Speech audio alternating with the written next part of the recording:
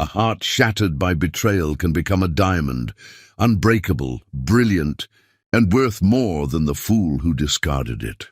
The rain fell like tears from heaven on that October night 10 years ago, each drop against the window of their Georgetown townhouse echoing the sobs that Marilyn Dave couldn't contain any longer. At 25, she had believed in fairy tales, in forever, in the kind of love that poets wrote about and dreamers died for. Now, watching Sidney Potter fold his expensive shirts into leather suitcases with the cold efficiency of a man checking out of a hotel, she realized that some fairy tales were actually nightmares in disguise. "This isn't working." "Marilyn," Sidney said without looking at her, his voice carrying the hollow tone of a man who had already emotionally left months ago. "We're different people than we were when we met. We want different things." Marilyn stood in the doorway of what had been their bedroom, wearing the silk nightgown he'd bought her for their last anniversary, the one where he'd seemed distracted, checking his phone during dinner, his mind clearly elsewhere, even as she tried to recapture the magic they'd once shared. Her dark skin glowed against the cream silk, her natural beauty as striking now as it had been the day he'd first seen her at Columbia's business school. But Sidney's eyes no longer held the wonder she remembered. The woman before him was breathtaking, 5'7", with curves that the silk nightgown accentuated perfectly, her dark curls falling like a waterfall around her shoulders, her brown eyes wide with tears that made them sparkle like stars. She had been his goddess once, the woman whose intelligence had first captured his attention and whose beauty had stolen his breath. But ambition had poisoned his heart, turning love into an obstacle to overcome rather than a treasure to cherish. "What different things?" she whispered, though her heart already knew the answer. She'd seen the way his eyes followed blonde, ambitious women at office parties. She'd noticed how he'd grown distant after his promotion, how success had changed him from the passionate young man who'd once written her love letters into someone who measured relationships by their utility to his career.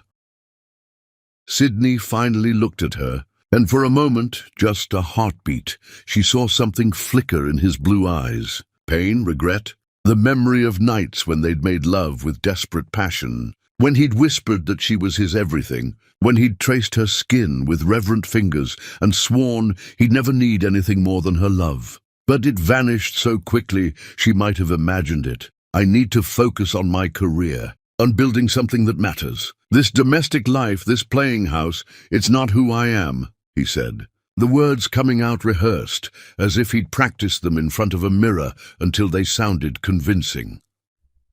The words hit her like physical blows. Playing house? As if their 5 years of marriage, their dreams of children and growing old together, their Sunday mornings making love until noon, and their whispered plans for the future had been nothing more than a game to him. As if the love she'd poured into their relationship, the way she'd given up her own career aspirations to support his, the dinners she'd cooked for his colleagues, the nights she'd massaged his shoulders while he stressed about presentations, had been worthless, disposable, easily discarded when something better came along.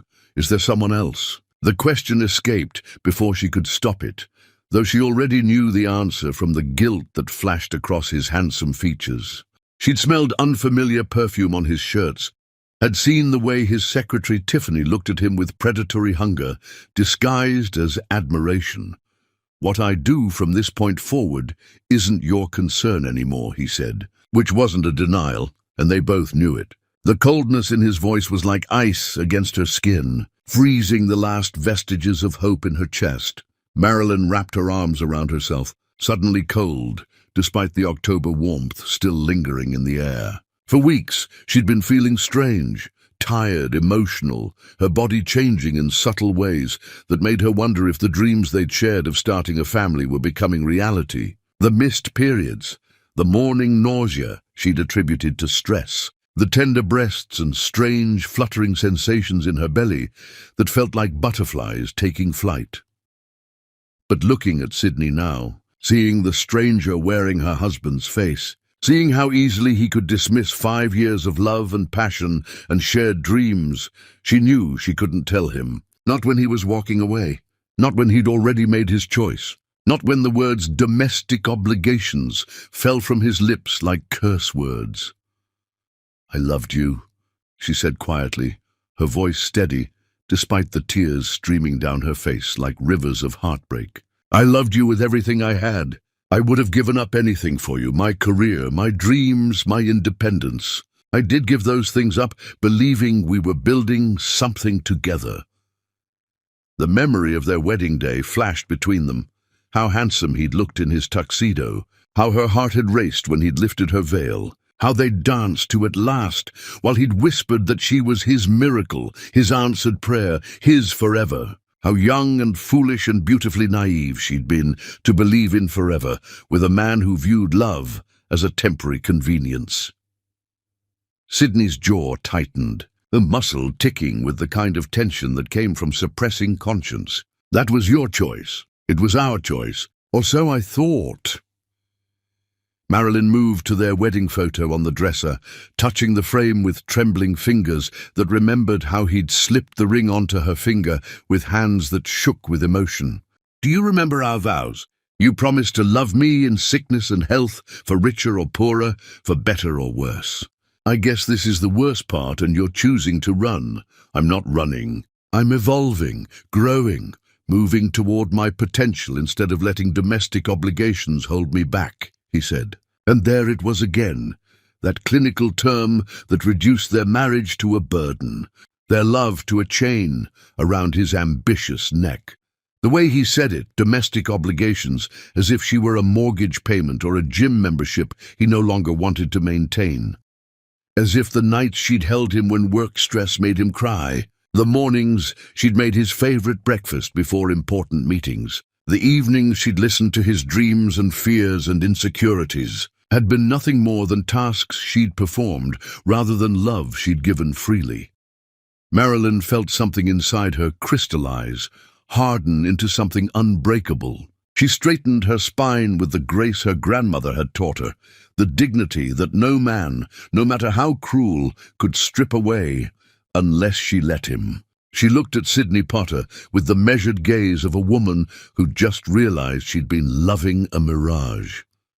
"Then go," she said simply, her voice carrying the quiet authority of someone who'd found her strength in the midst of devastation. "Evolve, grow, discover your potential. But don't you ever pretend this was mutual. Don't rewrite history to make yourself feel better about abandoning your wife when she needed you most. You made a choice, Sydney Potter.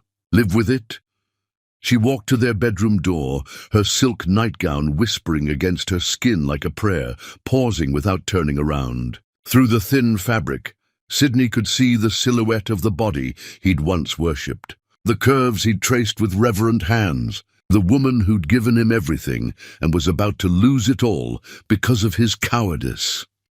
"I'll have my things moved out by the weekend. The house is yours. I never wanted it anyway. I wanted a home, and you can't buy that. You can only build it with someone who chooses to stay." The door closed behind her with a soft click that seemed to echo through the house like a death knell. Sydney stood alone in their bedroom, surrounded by packed suitcases and the ghost of a love he'd just murdered with his own hands. For a moment he almost called out to her, almost ran after her, almost chose love over ambition. But the moment passed, crushed under the weight of his own selfish desires. In the guest room down the hall, Marilyn sat on the edge of the bed they'd bought for visitors who never came. Sydney had been too busy building his career to maintain friendships, and placed her hand on her stomach. For 2 weeks, she'd suspected. The signs were all there, written in the language her body had begun speaking in whispers and symptoms. Tomorrow she would take the test. Tomorrow she would know for certain that Sydney Potter had abandoned not just her, but the children growing inside her, his children, his flesh and blood, his legacy that would grow up never knowing their father's name or face. Tonight she would cry for the fairy tale that had died, and then she would begin building something real from its ashes. Through the walls, She could hear Sydney moving around their bedroom, packing his life into boxes as if their years together had been a temporary assignment, a job he'd completed and could now leave behind. She wondered if he would ever think of her again, or if she would simply become a footnote in his success story, the wife he'd outgrown on his way to greater things. The rain continued its relentless percussion against the windows, each drop a reminder that some storms were necessary to wash away what was dead so new life could grow. Marilyn pressed her palm flat against her belly, feeling the first stirrings of maternal instinct, fierce and protective and already more powerful than any love she'd ever felt for a man. Even in her heartbreak, even with tears streaming down her face and her world crumbling around her like a castle made of sand, Marilyn Dave made a promise to the tiny lives she carried. They would never know abandonment like this. They would grow up surrounded by love so fierce, so unwavering, that Sydney Potter's absence would be irrelevant. They would be her masterpiece, her triumph, her proof that love could conquer even the cruelest betrayal. At 3 a.m, Sydney Potter drove away from Georgetown in his BMW, leaving behind a wife who didn't know she was carrying his sons, and taking with him nothing but ambition and the hollow echo of a heart that had forgotten how to love anything more than success. The headlights cut through the darkness like accusations, illuminating the road ahead but leaving everything behind, shrouded in shadow. He never looked back, not even once, as he drove toward a future he thought would make him happy. Behind him, in a house that was no longer a home, Marilyn Dave placed both hands on her belly and whispered the first of 10,000 promises to the children he would never know he'd abandoned. The rain stopped just as dawn broke over Georgetown, as if the sky itself was ready to begin again. And in that small apartment bedroom, with tears drying on her cheeks and hope blooming in her heart despite everything, Marilyn Dave began the greatest love story of her life, not with a man who'd chosen to leave, but with the children who would choose every day to stay. To Chapter 2, Rising from Ashes. Sometimes God breaks your heart to show you what it looks like when it's perfectly whole. The pregnancy test trembled in Marilyn's hands as 2 pink lines appeared like tiny miracles in the bathroom of the small apartment she'd rented in Brooklyn Heights. 3 months had passed since Sydney walked out of their marriage and into his new life with Tiffany Blake, his 23-year-old secretary who looked at him like he'd hung the moon and never questioned his choices or challenged his dreams. Twins, Dr. Rose had told her just hours before, her gentle voice filled with wonder as she pointed to the ultrasound screen, where 2 perfect little beings flickered like stars in the dark universe of Marilyn's womb. 2 healthy babies about 14 weeks along. Congratulations, Mama. Twins. Marilyn sank onto her small couch, the pregnancy test still clutched in her fingers like evidence of a miracle she hadn't dared hope for. 2 babies. 2 perfect little souls who would never know their father because he'd chosen ambition over love, success over family, the temporary thrill of conquest over the permanent beauty of commitment. The apartment was tiny compared to the Georgetown townhouse. 1 bedroom with barely enough space for her belongings, let alone cribs and baby supplies and all the equipment that came with raising children. But it was hers, paid for with the small settlement Sydney's lawyer had provided, and more importantly, it was filled with love, where the townhouse had become an empty monument to a dead marriage. The next morning brought her first encounter with morning sickness, so severe she could barely lift her head from the bathroom floor. Alone, with no husband to hold her hair back or bring her ginger tea, Marilyn learned the first lesson of single motherhood. You found strength you never knew existed when little lives depended on you. By her second trimester, she'd started a small consulting business from her laptop, helping other women navigate divorce and rebuild their careers. The irony wasn't lost on her. Sydney's abandonment had given her the motivation to help other women survive similar betrayals. Each client she helped was another victory over the voice in her head that whispered she wasn't strong enough, smart enough, worthy enough to make it alone. It was at a networking event for female entrepreneurs. When she was 7 months pregnant and glowing with the kind of beauty that came from knowing you were creating life, that she first saw Manuel John across the crowded hotel ballroom. He stood apart from the other attendees, not because he was the only man in a room full of ambitious women, but because he possessed the kind of presence that drew every eye without demanding attention. Manuel was tall, with the broad shoulders and strong hands of someone who'd built things before he'd bought them, dark hair that caught light like silk, and brown eyes that seemed to see everything and judge nothing. At 35, he carried himself with the quiet confidence of a man who'd earned his success rather than inherited it, who understood that real power came from lifting others up rather than stepping on them to climb higher. Their eyes met across the room, and Marilyn felt something she hadn't experienced since Sydney's betrayal, the electric recognition of a soul calling to its match. But she was 7 months pregnant, recently divorced, and in no position to complicate her life with romantic entanglements, no matter how gorgeous or intriguing they might be. Manuel crossed the room with the purposeful stride of someone who'd identified his objective and wouldn't be deterred. "Excuse me," he said, his voice carrying just the hint of an accent that spoke of European sophistication. "But you're Marilyn Dave, aren't you? I've been following your work with female entrepreneurs. I'm Manuel John." The name hit her like lightning. Manuel John, founder and CEO of John Industries, the tech empire that had revolutionized sustainable energy and made him one of the youngest billionaires in America. She'd read about him in Forbes, the self-made visionary who'd started with nothing and built something extraordinary, all while maintaining a reputation for treating employees like family and using his wealth to fund education initiatives for underprivileged children. "Mr. John," she managed, suddenly self-conscious about her pregnant belly straining against her dress. "I'm surprised you know my work.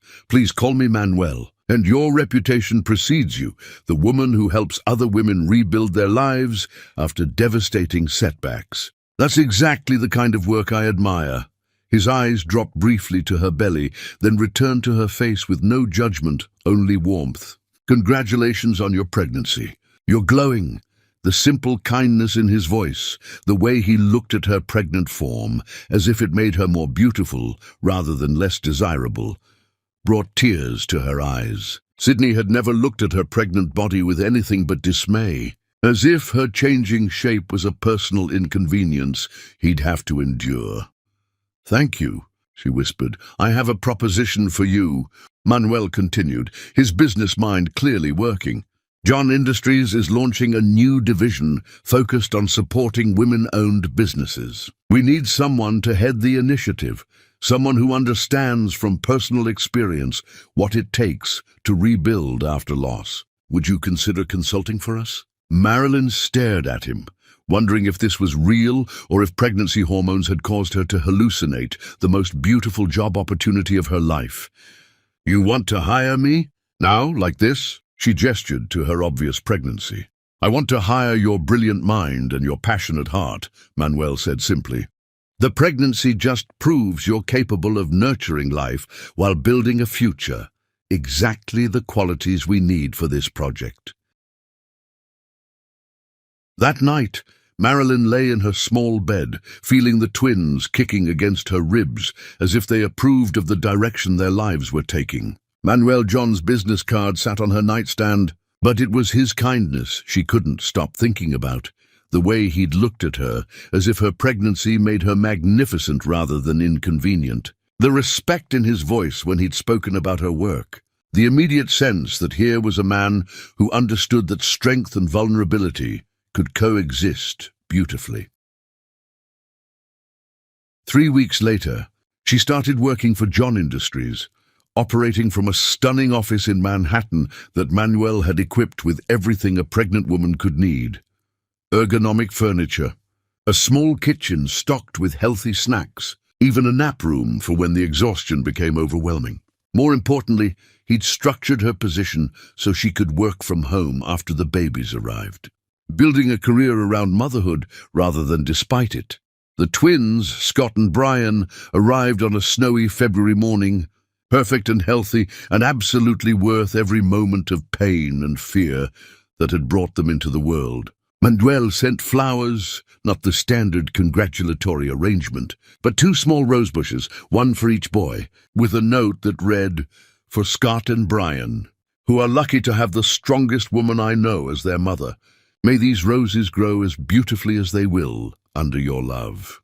It was the first sign that Manuel John saw her children not as obstacles to their working relationship, but as blessings to be celebrated. For the first year of the twins' lives, Manuel was the perfect boss, supportive, understanding, never making her feel guilty when she had to leave early for doctor's appointments, or bring the babies to the office when childcare fell through. He sent thoughtful gifts on their birthdays, always remembered important milestones, and slowly, carefully, became more than just an employer. When Scott took his first steps across Manuel's office floor during a meeting when the boys were 11 months old, Manuel's face lit up with genuine joy. When Brian spoke his first word, "Mama," during a conference call, Manuel muted the line so everyone could hear and celebrate. He became Uncle Manuel to the boys, the honorary family member who showed up for important moments because he chose to, not because he had to. It was when the twins turned 2 that Marilyn realized she'd fallen in love with Manuel John, not because he was wealthy or powerful or devastatingly handsome, though he was all of those things. She loved him because he'd looked at her shattered life and seen beauty in the pieces, because he'd embraced her children as naturally as breathing, because he made her believe that happy endings were possible even after devastating beginnings. The realization hit her during Scott and Brian's second birthday party, held in Manuel's private garden, because her apartment was too small for all the family friends they'd accumulated. Watching him help Brian blow out his candles while Scott sat on his shoulders, seeing the way her sons looked at him with complete trust and adoration, Marilyn understood that this man had become their family without any of them officially acknowledging it. "Mama," Scott had said that night as she tucked him into his crib, "is Manuel our daddy?" The innocent question had stopped her heart. "What do you think, sweetheart?" "I think daddies are people who love mamas and babies and help with scary things and read bedtime stories," Scott had said with the profound logic of a 2-year-old. "Manuel does all those things." That night, after the boys were asleep, Marilyn sat in her small living room, staring at a photo from the party. Manuel laughing as both boys climbed on him like a human jungle gym, his face radiant with the kind of joy that only came from genuine love. She realized that somewhere between his first kind words and this moment, he'd become the answer to prayers she'd been afraid to pray. When Manuel knocked on her door at 10 p.m. with takeout Chinese food and a bottle of wine, she wasn't surprised. They'd fallen into the habit of ending important days together, talking through challenges and celebrating victories like the partners they'd become in all but name. "Good party today?" he said, settling on her couch with the easy familiarity of someone who belonged there. The boys seemed happy. They were. They are. Marilyn curled up beside him, close enough to smell his cologne and feel the warmth radiating from his strong body. "Manuel, can I ask you something?" "Anything. Why do you do all this? The job, the support, the birthday parties, the way you treat Scott and Brian like they're—" She trailed off, unable to finish the sentence. "Like they're mine." Manuel set down his wineglass and turned to face her fully. "Because in every way that matters they are. I don't need DNA to love those boys, Marilyn. I just need to watch them grow and learn and become the magnificent men they're going to be. And I don't need a ring on your finger to know that I want to spend the rest of my life making you as happy as you've made me." The confession hung between them like a bridge waiting to be crossed. Marilyn looked into his eyes and saw her future, not the desperate grasping at happiness she'd experienced with Sydney, but the deep, abiding certainty of a love built on respect, partnership, and the shared commitment to nurture something beautiful together. "I love you," she whispered, the words feeling like coming home after a long, difficult journey. I love you too, Manuel replied, reaching up to cup her face with hands that trembled slightly with emotion. I love your strength, your beauty, your incredible heart. I love watching you be a mother. I love the way you've turned your pain into power and your loss into love. I love Scott and Brian like they're my own sons because loving you means loving everything that matters to you.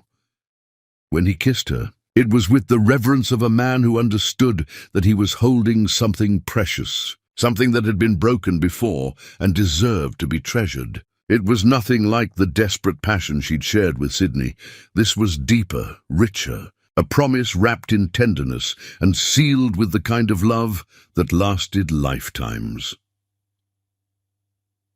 That night, as Manuel held her in her small bed, with the twins sleeping peacefully in the next room, Marilyn understood that sometimes the worst thing that happened to you cleared the path for the best thing. Sydney's abandonment had been devastating, but it had also been necessary, because it had led her here, to this man, to this love, to this family that chose each other every single day. The twins woke them at dawn, climbing into bed between them with sleepy giggles and sticky fingers, and Manuel's first instinct was to pull them closer, to include them in the warmth and safety of his embrace. As Scott and Brian settled against his chest with the trust of children who'd never known abandonment, Marilyn realized that this was what love looked like, not the desperate neediness of her marriage to Sydney, but the quiet strength of people who chose to build something beautiful together. Manuel John had found her when she was broken and helped her become whole. Now 3 years into their love story, she couldn't imagine life without him. And the best part was that neither could Scott and Brian, who had never known a father's love, but had found something even better in a man who chose to love them, not because he had to, but because they were worth loving. But their fairy tale was just beginning, and the greatest test of their love was yet to come. Chapter 3. The Unexpected. Invitation. Fate has impeccable timing and a twisted sense of justice. The invitation arrived on a Tuesday morning in late spring, delivered by courier to the penthouse offices of John Industries, where Marilyn now served as vice president of women's initiatives. The cream-colored envelope sat on her mahogany desk like an unexploded bomb, her name written in elegant calligraphy that transported her instantly back to a life she'd almost forgotten.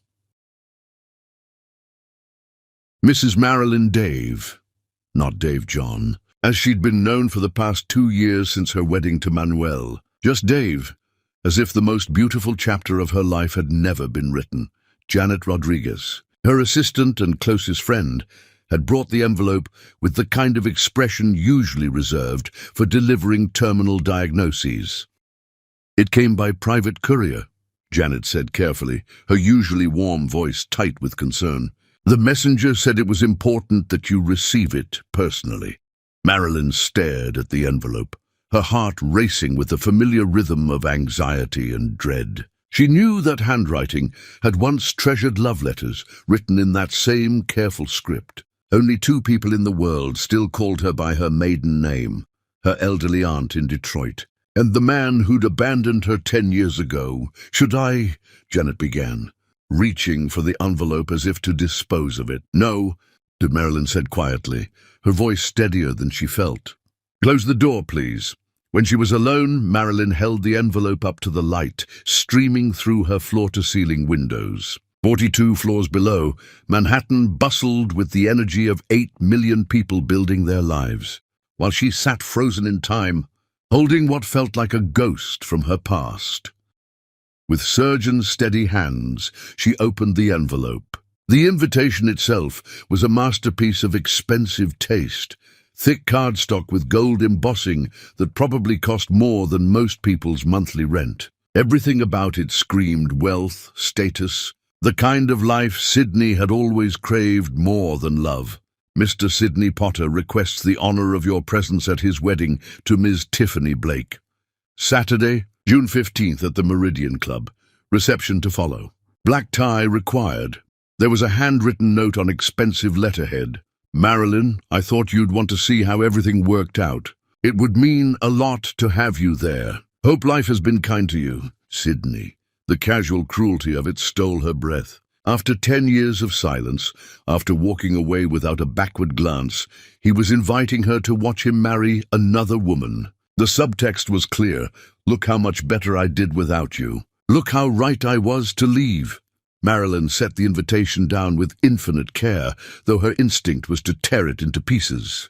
Through her windows, she could see Central Park spreading green and gold beneath the June sunshine, a view that Manuel had specifically chosen for her office because he knew how much she loved watching the seasons change over the city they'd conquered together. Her phone buzzed with a text from Manuel. "Lunch with my favorite woman. I have news that's going to make you smile." The simple message grounded her. Manuel John was everything Sydney Potter had never been. Present, devoted, a man who saw her strength as magnificent rather than threatening. Where Sydney had made her feel like she was too much, Manuel made her feel like she was exactly enough. Before she could respond, another text came through. "The boys want to know if you'll be home for dinner. Scott's making his famous mac and cheese, and Brian's prepared a presentation about why we should get a dog." Her boys, now 10 years old, brilliant and confident, and completely secure in the knowledge that they were cherished beyond measure. They called Manuel Dad, and had never once asked about the man whose DNA they shared. In their world, fathers were men who showed up, who stayed, who chose love over everything else. So why was she considering responding to Sydney's invitation? Marilyn leaned back in her leather chair, studying the invitation with the same intensity she brought to complex business negotiations. Perhaps it was time for closure. Perhaps seeing Sydney married to another woman, settled into the life he'd chosen over her, would finally put to rest the small, wounded part of her heart that had never quite understood why she hadn't been enough. Or perhaps, and this thought came with a smile that was equal parts beautiful and terrible, it was time for Sydney Potter to learn what he had thrown away. She picked up her phone and called the one person who would understand the complexity of her emotions. Manuel answered on the first ring, as he always did when she called. Beautiful, his voice carried the warmth that could melt glaciers, the unconditional love that had taught her what marriage was supposed to feel like. "Please tell me you're calling to say yes to lunch." "Manuel," she said, her voice steady despite the storm in her chest. "I need to talk to you about something important." There was a pause. Manuel had survived in the business world by reading between lines, and he heard everything she wasn't saying. "Where are you?" "I'm coming up." 5 minutes later, Manuel walked into her office with the purposeful stride that had first caught her attention 7 years ago. At 45 now, he was even more handsome than when they'd met.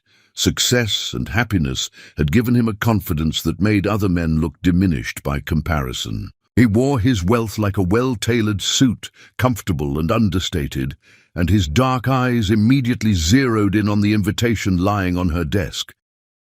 "What's this?" he asked, though his tone suggested he already knew it was trouble. "Sydney Potter is getting married," Marilyn said simply. "He invited me to the wedding." Manuel picked up the invitation, reading it with the careful attention he brought to billion-dollar contracts. When he looked up, his expression was unreadable, not angry or jealous, but thoughtful in the way that had made him one of the most successful men in America. "How do you feel about this?" he asked, settling into the chair across from her desk. Confused, angry, curious, Marilyn stood and moved to the windows, looking out at the city where she'd rebuilt her life from ashes. "I haven't thought about Sydney Potter in years. Not really, but seeing his name again, holding an invitation to his wedding, makes you wonder what might have been different," Manuel finished gently. "No." Marilyn turned to face her husband, the man who'd loved her back to wholeness. "It makes me wonder why he's reaching out now, after 10 years of silence. What does he want?" Manuel studied her with the intensity that had made him billions, not by missing details others overlooked, but by understanding the human motivations behind every decision. Maybe he wants to see if you're still broken. Maybe he needs to know that leaving you was the right choice. And maybe, Marilyn said, moving to stand behind her desk like a general preparing for battle, it's time he learned what his choice actually cost him. The words hung between them like a declaration of war. Manuel leaned forward, his elbows on his knees, and gave her the look that had first made her fall in love with him, not because he was handsome or wealthy, but because he saw her completely and loved what he saw. "What are you thinking, mi amor?" The Spanish endearment, which he only used when they were alone, sent warmth through her chest. "I'm thinking our sons are 10 years old, brilliant and beautiful and completely loved. I'm thinking they've never met their biological father. I'm thinking Sidney Potter has no idea what he walked away from. And you want to show him." "I want to close this chapter of our lives forever," Marilyn corrected. "The boys are curious about their genetics. They've asked questions. Maybe it's time they got answers." Manuel was quiet for a long moment, and Marilyn could practically see his brilliant mind working through scenarios and implications. When he spoke, his voice carried the kind of protective strength that had made her feel safe for the first time since Sidney's abandonment. "If we do this, we do it together. As a family, I won't have you facing him alone. You'd come with me? To my ex-husband's wedding?" "Marilyn!" Manuel stood and moved around the desk to take her hands in his. "You are the love of my life. Scott and Brian are my sons in every way that matters. If you need to close this chapter, then we'll close it together. But I want you to be very sure about this. Some doors, once opened, can't be closed again." Marilyn looked into the eyes of the man who'd chosen to love her when she was broken, who'd embraced her children as his own, who'd built a life with her that was more beautiful than any fairy tale she'd ever imagined. "I'm sure. I want the boys to meet him. I want them to see the difference between a man who abandoned them and a man who chose them. I want Sidney Potter to understand exactly what he gave up when he walked away from us." "Then we'll go," Manuel said simply.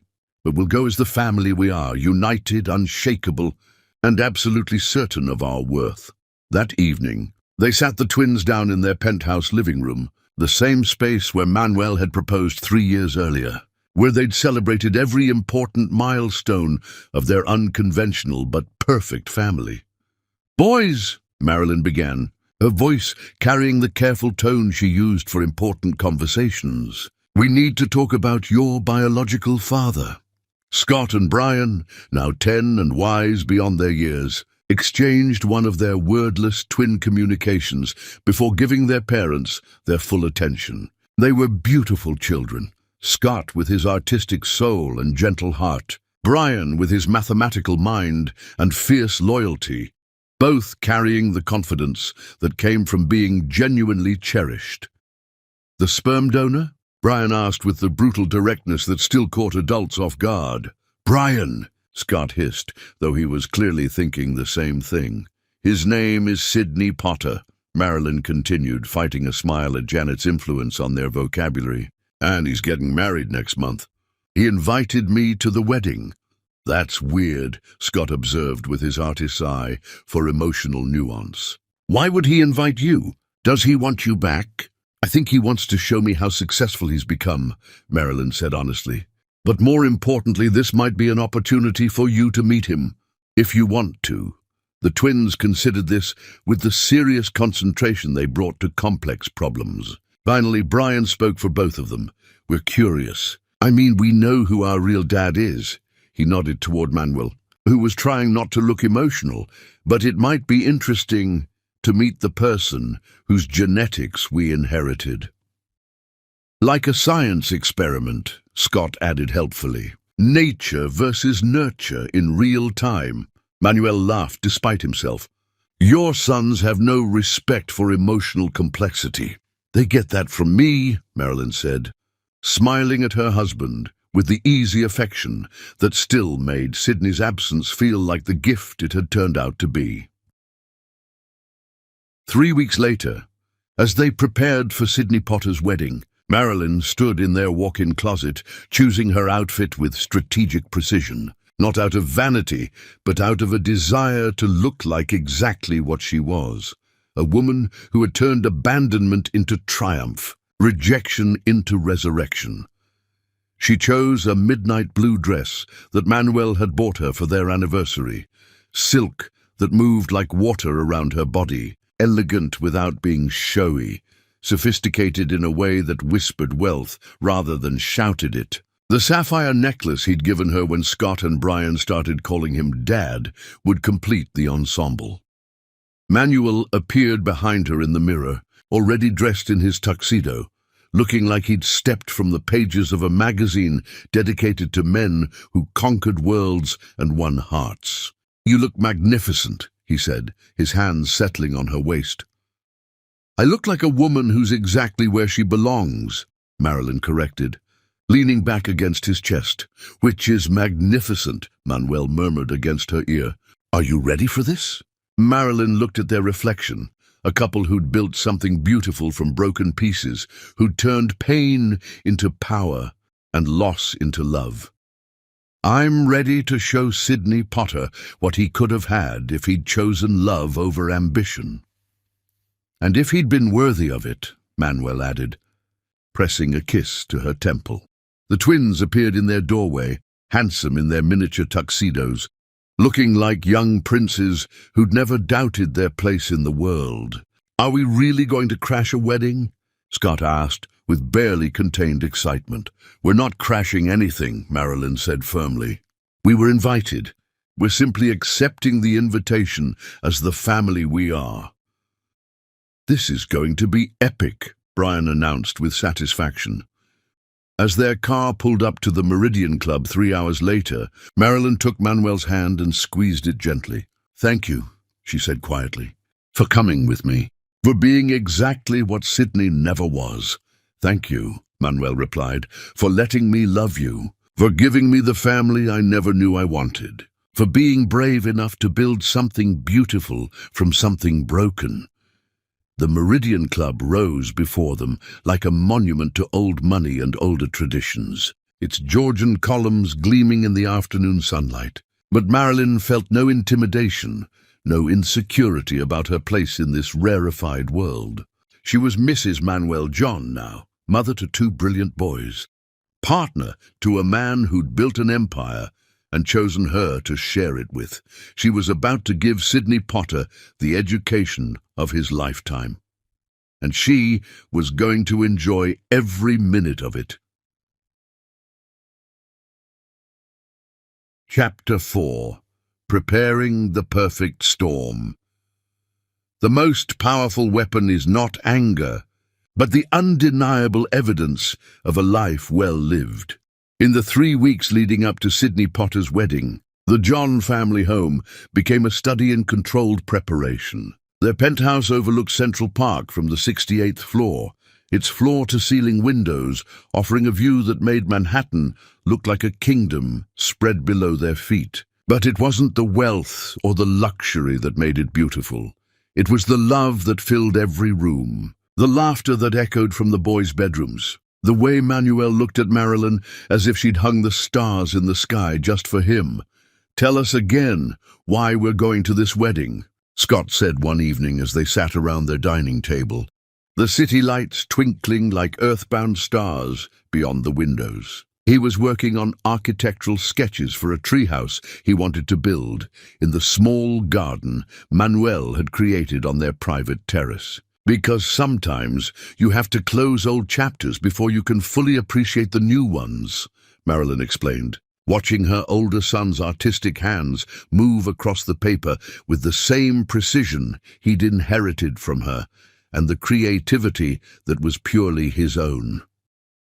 "Plus," Brian added, without looking up from his laptop where he was calculating the compound interest on their college funds, "Janet says the sperm donor needs to see what he missed out on." She used much more colorful language, but Mom made me promise not to repeat it. Manuel choked on his wine. "Janet's invested in this family's happiness." "Janet thinks Sidney Potter is a—" Brian began. "Brian," Marilyn warned, though she was fighting a smile. "Foolish man who made poor life choices," he finished innocently. The truth was, everyone in their world was invested in this story. Manuel's parents had flown in from Barcelona the week before, ostensibly for their grandson's upcoming birthday, but really to meet the woman who'd captured their son's heart so completely. His mother, Eleanor, was a force of nature who'd taken one look at Marilyn and declared her perfect. Finally, a woman strong enough for my stubborn son. Mija, Elena had said over dinner the night before, using the Spanish term of endearment that made Marilyn's heart warm every time. This man who left you, he's going to take one look at what you've built and realize. He threw away a diamond to pick up broken glass. Mama, Emmanuel had warned, though he was smiling. What? It's true. Look at this family. 2 brilliant boys, a son who finally learned how to love properly, a daughter-in-law who makes him happy. This Sydney will see all of this and know he's a fool. Manuel's father, Carlos, had been quieter, but no less supportive. In business, he told Marilyn as they walked through Central Park with the twins, the biggest mistakes aren't the bad investments you make. They're the good ones you walk away from. This man walked away from the best investment of his life. Even the boys' school had gotten involved when their teacher, Mrs. Henderson, heard they were meeting their biological father. I hope he understands what remarkable young men he's meeting, she'd said during their parent-teacher conference. Scott and Brian are extraordinary, not just intellectually but emotionally. They're kind, confident and secure in ways that only come from being genuinely loved. As the wedding date approached, Marilyn found herself paying attention to details that had nothing to do with appearance and everything to do with authenticity. This wasn't about proving anything to Sydney. It was about showing her sons what real love looked like, what a real family was capable of building together. The night before the wedding, Manuel found her standing in their bedroom, holding a framed photo from their own wedding 3 years earlier. In the picture, Scott and Brian stood beside them at the altar, beaming as they watched their mother marry the man who'd chosen to be their father. The joy on their faces was incandescent. Children who'd never doubted they were wanted, cherished, absolutely secure in their place in the world. Second thoughts? Manuel asked gently, settling behind her on their bed. Never, Marilyn said firmly, turning to face the man who'd taught her what love was supposed to feel like. I'm thinking about how different this photo is from my first wedding. She walked to their closet and retrieved another frame from the back of a drawer, her wedding photo with Sydney. The difference was startling. Where her current family radiated joy and security, the old photo showed a young woman trying too hard to look happy, while a man looked like he was already planning his escape. You look beautiful in both, Manuel said diplomatically. I look desperate in that one, Marilyn corrected, setting Sydney's photo aside. I look like I was trying to convince myself I was happy. Look at my eyes. They're pleading with the camera to believe this was what I wanted. She picked up their family photo again, studying her own face. Here I look like I know exactly where I belong. Because I do. Manuel stood and crossed to her, taking the frame gently and setting it on their dresser. You belong here with us, building something beautiful with people who choose you every day. But tomorrow, if you need to show Sydney Potter what he lost, we'll show him. As a family. That night, Marilyn lay in Manuel's arms, listening to the sounds of their boys getting ready for bed in their rooms down the hall. Scott reading architecture books by flashlight under his covers. Brian probably calculating something on his tablet despite the no electronics rule. Normal, beautiful chaos that came from raising children who felt safe enough to push boundaries because they knew they were loved unconditionally. Manuel? She whispered into the darkness. Si, mi amor. Di, when you first saw me, pregnant and broken and trying to hold my life together, what made you want to help me? Manuel was quiet for so long she thought he'd fallen asleep. When he finally spoke, his voice carried the weight of absolute truth. I saw a woman who'd been knocked down but wasn't staying down. I saw someone who'd been betrayed but hadn't let it make her bitter. I saw a fighter, not angry or desperate but determined. And I thought, here's someone who knows how to love completely, who's learned how to be strong without becoming hard. I wanted to be worthy of that kind of love. And now, Now I wake up every day grateful that you let me love you, that you trusted me with your heart after it had been broken, that you let me be Scott and Brian's father when I had no claim to them except the love I felt the moment I met them." He pressed a kiss to her temple. "Tomorrow, Sydney Potter is going to see what I see every day, the most magnificent woman in the world, surrounded by a family that adores her. And he's going to realize he's spent 10 years living with the consequences of the stupidest decision anyone has ever made." The morning of the wedding dawned clear and bright, Manhattan spreading beneath their windows like a city made of dreams. The twins were up early, their excitement palpable as they prepared to meet the man whose genetics they carried, but who was a complete stranger to their hearts. "Do you think he'll recognize us?" Scott asked as Manuel helped him with his bow tie. "You both look exactly like I did at your age," Manuel said, which was true. The boys had inherited Sydney's bone structure and coloring, but carried themselves with the confidence that came from being raised by a man who believed in them absolutely. "He'll know you're his sons the moment he sees you, but will he want to be our dad?" Brian asked with the directness that sometimes broke his parents' hearts. Manuel knelt down to his younger son's level, taking his small hands in his own. "Brian, listen to me. You already have a dad, me. Not because of genetics or biology, but because I choose to love you every single day. This man we're meeting today, he might be your biological father, but he's not your dad. I am nothing and no one can change that. Promise?" Brian whispered. "Promise," Manuel said firmly. "You're my boys. Forever."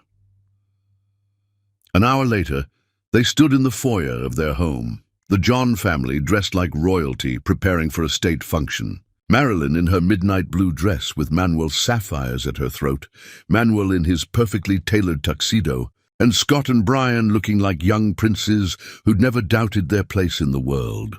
"Everyone ready?" Marilyn asked, though she could see in their faces that they were. "Ready?" the twins said in unison. "Ready," Manuel confirmed, offering his wife his arm. As their car pulled away from their building, heading toward the Meridian Club, where Sydney Potter was about to get the education of his lifetime, Marilyn felt a strange sense of completion. This wasn't about revenge, it was about closure. It was about showing her sons the difference between a man who walked away and a man who stayed. It was about proving to herself, once and for all, that Sydney's abandonment had been his loss, not hers. Most importantly, it was about celebrating the family they'd built from the ashes of his betrayal, a family so strong, so full of love, so absolutely unshakable that even the ghost of her past couldn't diminish its beauty. Sydney Potter had invited her to his wedding to show her what she'd missed. Instead, she was about to show him what he'd thrown away, and it was going to be magnificent. Chapter 5. The Grand Entrance. Sometimes destiny arrives wearing designer clothes and carrying the truth in the voices of children.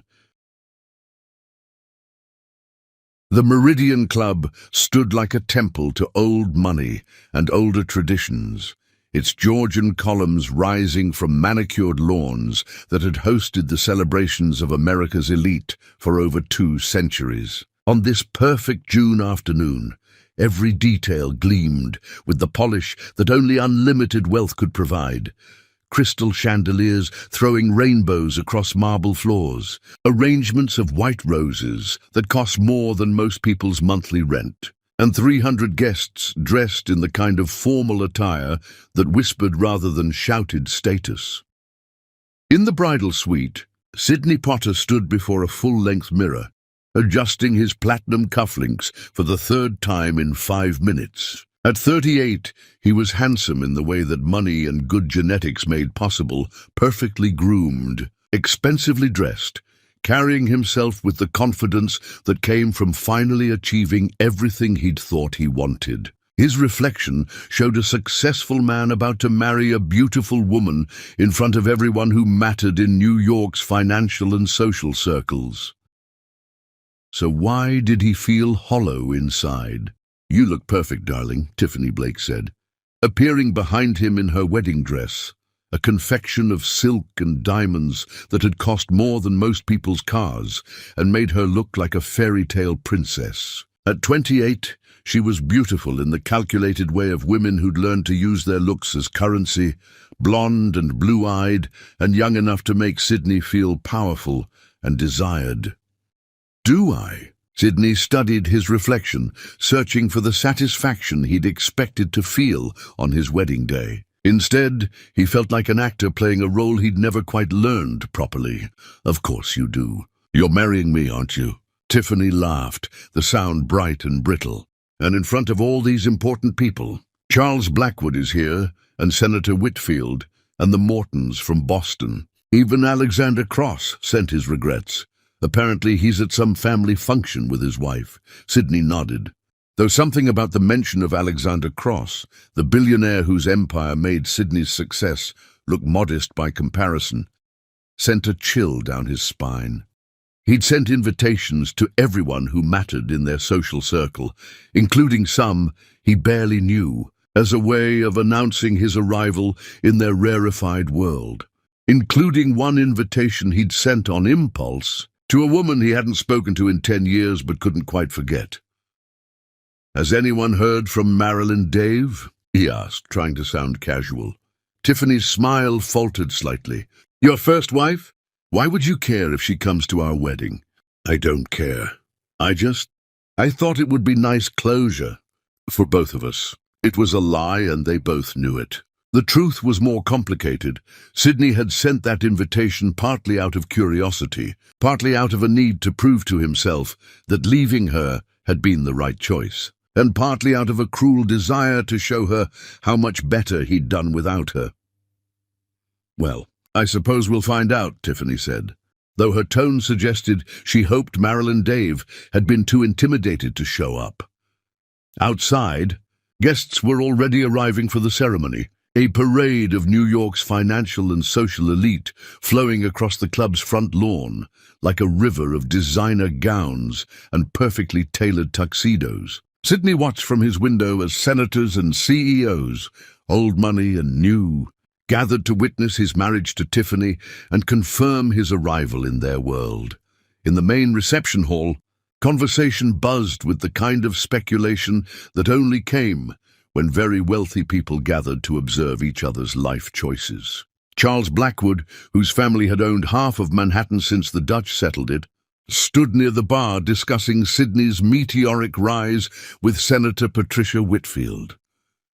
"Impressive trajectory," Blackwood mused, sipping champagne that cost more per bottle than most people earned in a month. From middle-class nothing to this level of wealth in 15 years, though I have to say I'm curious about his first wife. "Marilyn Dave," the senator nodded. "I heard she did quite well for herself after the divorce. Runs some kind of consulting firm, I believe." "More than that," said Margaret Morton, the Boston socialite whose family trust managed billions. "I heard she married into serious money. The Cross family, if rumors are true." The name sent a ripple of interest through their small group. The Cross family wasn't just wealthy, they were wealthy in the way that transcended normal categories, the kind of money that shaped economies rather than simply participating in them. "Alexander Cross?" Blackwood's eyebrows rose. "Are you certain?" "That's what I heard." "And if it's true, then Potter's first wife went from middle management to the absolute pinnacle of American society. Makes one wonder what kind of woman she must be to capture Alexander Cross's attention." Their speculation was interrupted by a subtle shift in the room's energy, the kind of change that occurred when someone truly important arrived. Conversations didn't stop, but they quieted, and heads began turning toward the entrance like flowers following the sun. And then the Cross family walked in. Marilyn moved through the crowd like she owned not just the room, but the building, the city, possibly the entire eastern seaboard. She wore midnight blue silk that moved like water around her curves, sapphires at her throat that caught the light and threw it back in brilliant flashes. Her dark hair swept into an elegant chignon that showcased her natural beauty. At 35, she had matured, from the pretty girl Sydney had married into a woman who commanded attention simply by existing, but it was the man beside her who made the room fall silent. Alexander Cross moved with the quiet confidence of someone who'd built empires before most people finished college. Tall and distinguished, with silver threading through his dark hair that only made him more handsome. He wore his wealth like a perfectly tailored suit, comfortable, understated, devastating in its understatement. Together, he and Marilyn looked like they'd stepped from the pages of a magazine dedicated to people who ruled the world, but it was the children who stopped traffic entirely. Two boys flanked the couple like young princes, protecting their kingdom, identical in their perfection, and carrying themselves with the kind of natural aristocracy that couldn't be bought or learned. At 10 years old, they were already tall for their age, their mixed heritage giving them an exotic beauty that made every eye in the room follow their progress. And they looked exactly like Sidney Potter. Not approximately like him, not sort of resembling him. They looked like someone had taken his childhood photographs, split them into two living, breathing children, and raised them in a world where confidence came as naturally as breathing. "Jesus Christ," Charles Blackwood whispered, his champagne glass frozen halfway to his lips. "Are those Potters?" "Children," Senator Whitfield finished, her voice carrying the kind of shocked recognition that came from seeing something impossible made manifest. "They have to be. The resemblance is undeniable," Margaret Morton breathed. Around the room, 300 of New York's most sophisticated people collectively realized they were witnessing something extraordinary. Not just the arrival of wedding guests, but the entrance of a family so magnificent, so obviously successful and happy, that their presence transformed everyone else into supporting players in their story. Near the altar, Sidney Potter felt his legs go weak as he watched the impossible become reality. Those boys, his boys, because there was no denying the genetic connection, moved through the crowd with the confidence of children who'd never doubted they belonged wherever they chose to be. They wore their expensive clothes like they'd been born to them, spoke to adults with the easy courtesy of those raised in privilege, and looked at the world like it was theirs to inherit, which, given their stepfather's net worth, it essentially was. Tiffany's voice seemed to come from very far away. "Who are those children? They look like me," Sidney finished, his voice barely above a whisper. "They look like me." But that wasn't quite right. He realized as he watched them move through the crowd, charming every adult they encountered with the effortless grace that came from being genuinely loved and supported. They looked like him, but they carried themselves like Alexander Cross, with the quiet authority of those who'd never had to prove their worth because it had never been questioned. The family approached the altar area with the kind of purposeful progress that suggested they weren't just attending this wedding. They were the reason for it. Marilyn looked up at Sidney with eyes that held no anger, no pain, no residue of the heartbreak he'd left in his wake 10 years ago. Instead, she looked at him with something far more devastating than hatred, polite recognition, the kind reserved for distant acquaintances whose names you struggled to remember. "Hello, Sidney," she said, her voice carrying easily through the suddenly hushed room. "Congratulations on your wedding. You look well." The casual grace of it, treating him like a former colleague rather than the man who destroyed her life, was more humbling than any accusation could have been. This wasn't the desperate, heartbroken girl he'd abandoned. This was a queen acknowledging a minor courtier, and everyone in the room recognized the power dynamic instantly. "Marilyn," he managed, his voice cracking like a teenager's. You came." "Of course." Her smile was picture-perfect, revealing nothing while somehow conveying everything. "How could I miss such a celebration?" Alexander stepped forward, extending his hand with the kind of easy confidence that came from never having to prove anything to anyone. "Alexander Cross," he said simply. "Congratulations on your marriage." The name hung in the air like an executioner's blade. Sidney shook the offered hand with numb fingers. feeling like he was greeting his own funeral director while 300 witnesses watched his humiliation unfold in real time. But it was the boys who delivered the killing blow. The older one, Scott, though Sydney had no way of knowing that, stepped forward with the kind of natural politeness that marked him as genuinely well-raised. "Hello, sir," he said, his voice carrying the slight formality of a child addressing an adult he didn't know well. "I'm Scott Davecross." His brother moved beside him with identical grace. "And I'm Brian Davecross. We believe you might be our biological father." The words dropped into the silence like artillery shells. Around the room, 300 of the most sophisticated people in America collectively inhaled, realizing they were witnessing the social scandal of the decade unfold in real time. Sydney stared down at them. These impossible children who carried his features but not his name, who moved with confidence he'd never possessed even now. They looked up at him with curious, intelligent eyes, not seeking approval or love or acknowledgement, but simply observing the man whose genes they carried like detached scientists studying an interesting specimen. Sydney's voice failed him entirely. He looked from the boys to Marilyn, seeing now what he'd been too shocked to notice before. She wasn't showing him these children to hurt him or claim anything from him. She was simply allowing them to satisfy their natural curiosity about their origins.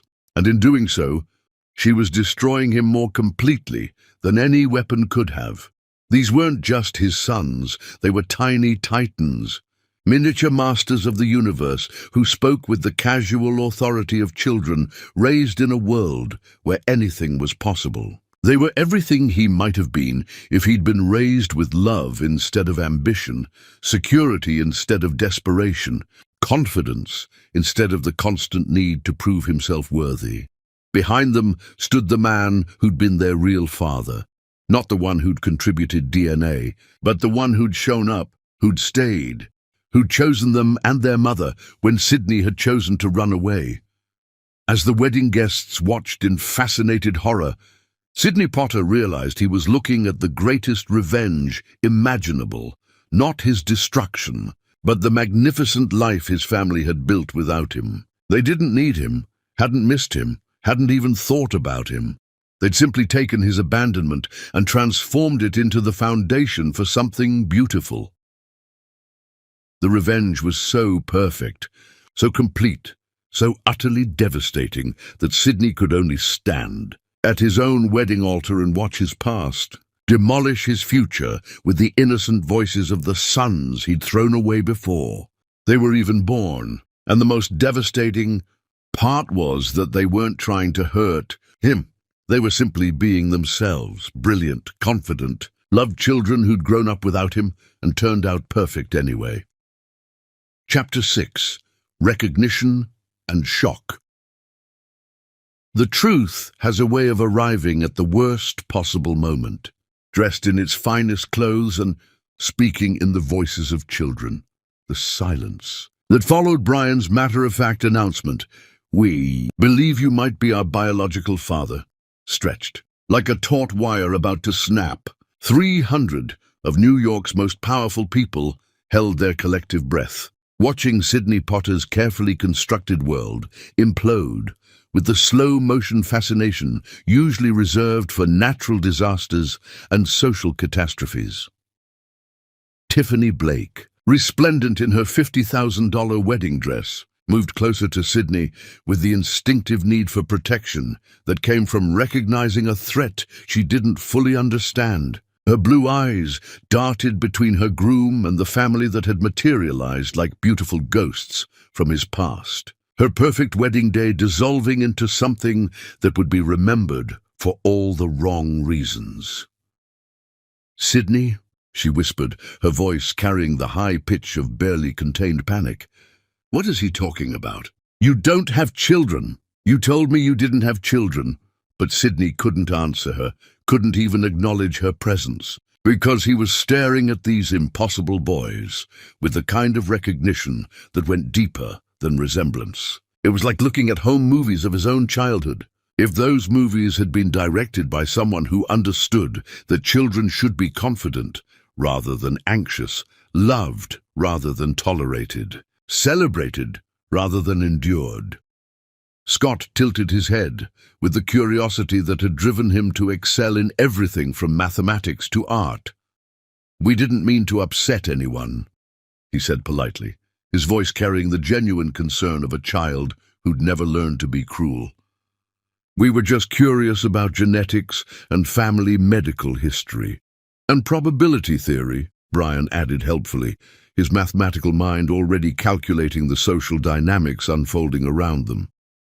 "The statistical likelihood of our physical resemblance being coincidental is approximately 0.003%, accounting for ethnic and regional population genetics." A nervous laugh rippled through the crowd. These weren't just Sydney's abandoned children, they were tiny geniuses who spoke with the casual authority of children raised in a world where intellectual achievement was expected and celebrated. "You're 10, Sydney asked, his voice barely audible as his mind raced through the implications. 10 years old meant Marilyn had been pregnant when he left her. Pregnant, and she'd never told him. Pregnant, and he'd walked away from his unborn children without ever knowing they existed. "Yes, sir," Scott confirmed. "We'll be 11 in February. We're twins, obviously, though Brian's technically younger by 17 minutes, which he never lets me forget. It's statistically relevant." Brian protested with the kind of sibling banter that spoke of deep affection, despite surface friction. Birth order affects personality development and achievement patterns. Around them, the wedding guests watched this surreal family conversation unfold with the horrified fascination of people witnessing something they'd never imagined possible. Charles Blackwood leaned toward his wife, whispering, "Those boys are remarkable. Look at them, completely at ease, genuinely polite, no anger or resentment. It's almost biblical." Senator Whitfield nodded grimly. "They're not here seeking acknowledgement or love. They have all of that at home. They're simply satisfying their intellectual curiosity about their origins." She was right. Scott and Brian stood with the kind of natural dignity that came from being genuinely secure in their place in the world. They weren't here as supplicants hoping for their father's approval. They were here as confident young men graciously meeting a stranger who happened to share their DNA. "Mr. Potter," Scott continued, with the formal politeness that had been drilled into him since childhood, "may I ask why you didn't stay in touch with our mother? Did something happen between you?" The question, asked with the genuine innocence of a child seeking information, hit Sydney like a physical blow. How could he explain to these perfect boys that he'd abandoned their mother not because of anything she'd done wrong, but because he'd been too selfish, too ambitious, too fundamentally broken to recognize the treasure he'd been given? "Is complicated," Sydney managed, which was both true and completely inadequate. "How complicated could it be?" Brian asked with the mathematical precision that made him terrifying in any discussion. "You were married, then you weren't. You left, she stayed. The variables seem straightforward." Manuel watched this destruction with the clinical fascination of someone who'd witnessed many hostile takeovers, but never one conducted by children armed with nothing but honesty and intellectual curiosity. Beside him, Marilyn remained perfectly composed, neither defending nor attacking Sydney, simply allowing the truth to speak for itself through the voices of their sons. "I was young," Sydney said desperately, grasping for an explanation that wouldn't make him sound like the monster he was beginning to realize he'd been. "I thought I wanted different things." "What kind of different things?" Scott pressed with the relentless curiosity of a child who'd inherited his mother's analytical mind and his stepfather's refusal to accept non-answers. "Success, financial security, a chance to build something important," Sydney said, the words tumbling out before he could consider how they would sound to a room full of people who valued family above individual achievement. The admission hung in the air like poison gas. Around the room, faces that had looked at him with respect and envy now showed the kind of contempt reserved for men who abandoned their families for money and status. He'd just confessed to 300 witnesses that he'd left his pregnant wife because he'd wanted to be rich and important. The kind of moral failing that their social circle considered unforgivable. "But you could have built something important with Mom," Brian observed with devastating logic. "She's built lots of important things. She bought Morrison Industries last month for $22 million, cash."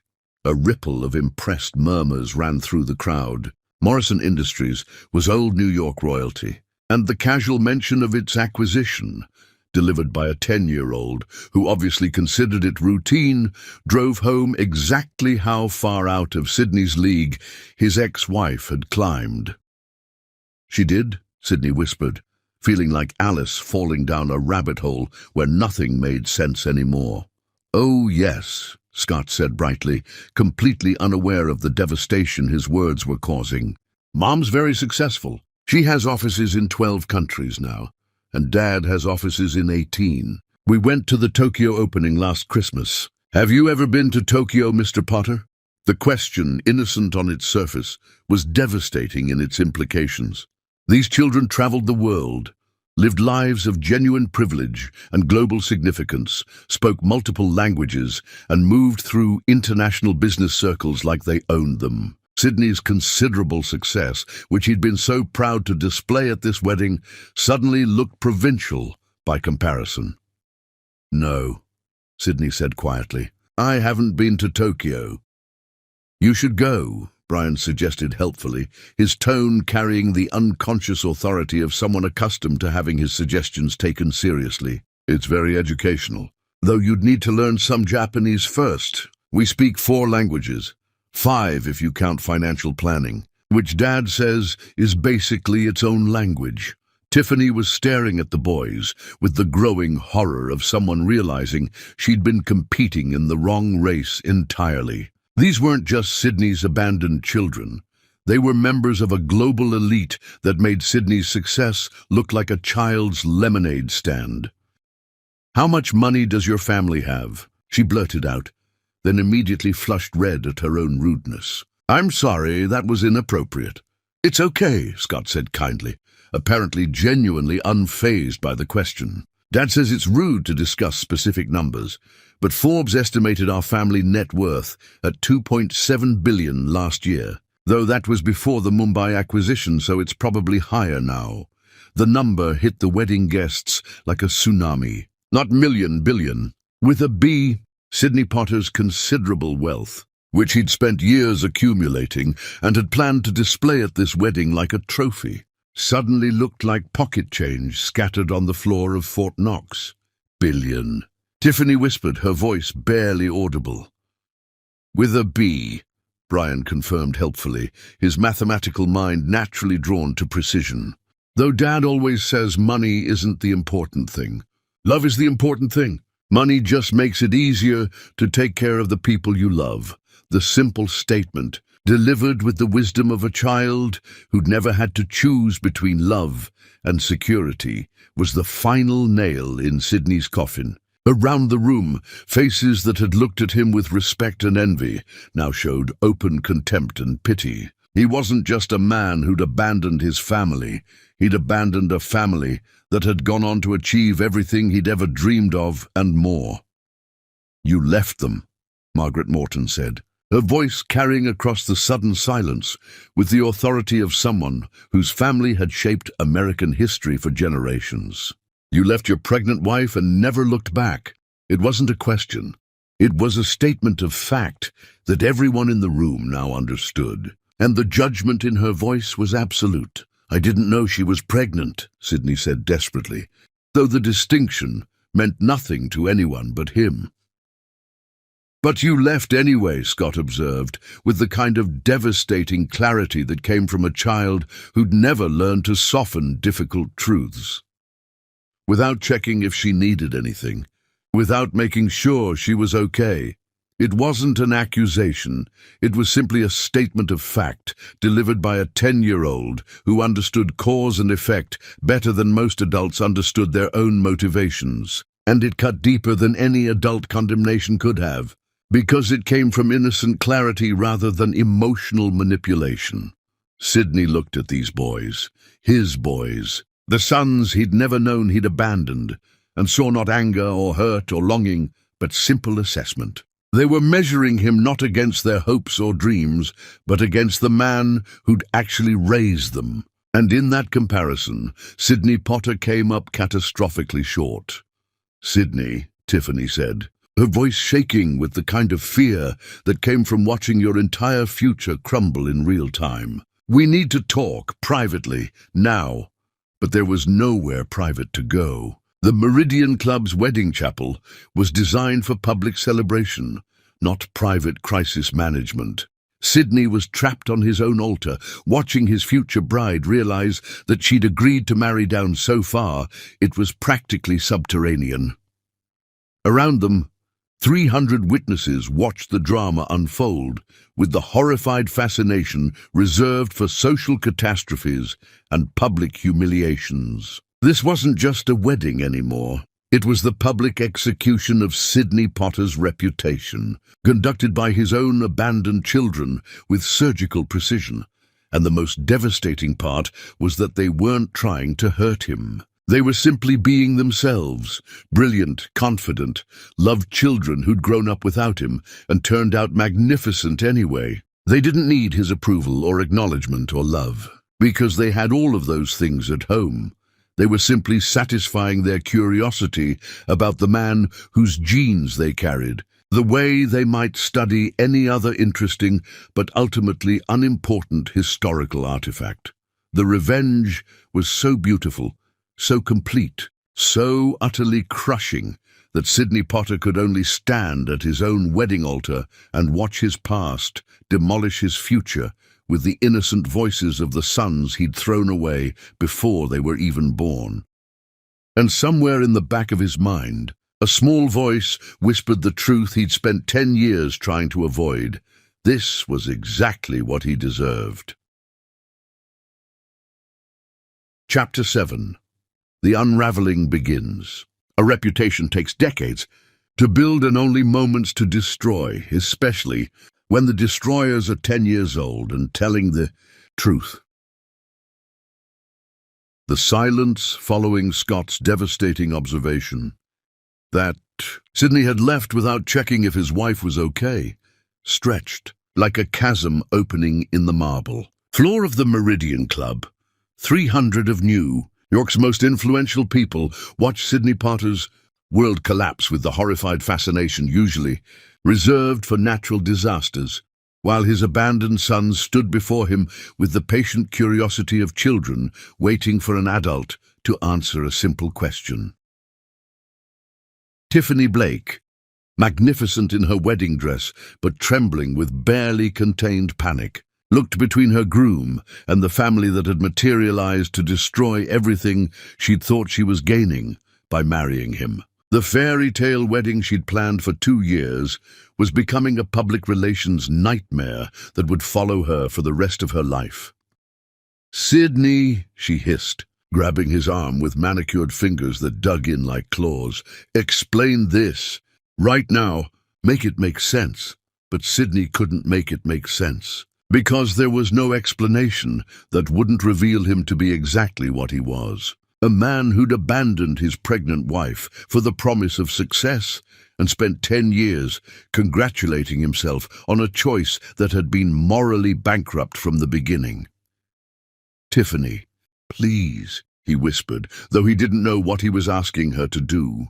Forgive him? Pretend this wasn't happening? Continue with a wedding that had become a wake for his reputation? In the crowd, conversations had resumed in urgent whispers as New York's social elite processed what they'd just witnessed. Charles Blackwood stood with Senator Whitfield and Margaret Morton, their faces showing the kind of expression usually reserved for discussing someone's death.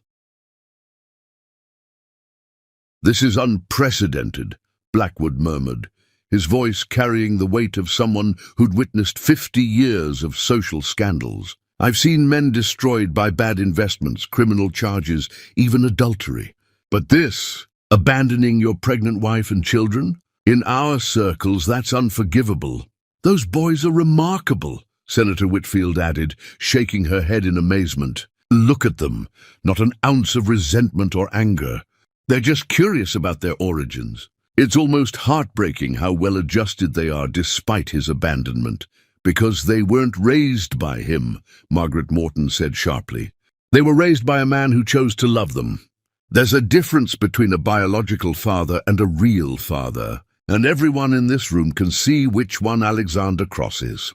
Near the altar, Scott and Brian remained focused on Sydney with the single-minded determination of children seeking answers to questions that mattered to them. Their politeness never wavered, but their intellectual curiosity was relentless. "Mr. Potter," Scott continued with the formal courtesy that had been ingrained in him since childhood, "when you decided to leave our mother, did you consider the possibility that she might be pregnant?" The question hit Sydney like a punch to the stomach. Had he considered it? In the weeks before he'd left, Marilyn had been tired, emotional, her body changing in subtle ways that he'd attributed to stress about their relationship. If he'd been paying attention, if he'd cared enough to look beyond his own selfish desires, he might have noticed the signs. "No," he admitted, the words feeling like confessions extracted under torture. "I didn't think about that." "Why not?" Brian asked with the mathematical precision that made him terrifying in any logical discussion. "According to medical statistics, the probability of pregnancy in sexually active married couples who don't use consistent contraception is approximately 85% within the first year. You were married for 5 years. The statistical likelihood of at least one pregnancy was virtually certain. The clinical way Brian presented the facts, reducing Sydney's marriage to statistics and probabilities, somehow made his abandonment seem even more callous. He'd left not just his wife, but the statistical certainty of children without ever bothering to confirm or deny their existence. "I wasn't thinking clearly," Sydney said desperately. "I was young, confused about what I wanted." "But Mom knew what she wanted," Scott interrupted gently. "She wanted a family. She wanted love. She wanted someone who would stay." Those aren't confusing concepts. The simplicity of his statement, delivered without judgment, but carrying the weight of absolute truth, cut through Sydney's excuses like a blade through tissue paper. Yes, Marilyn had known what she wanted.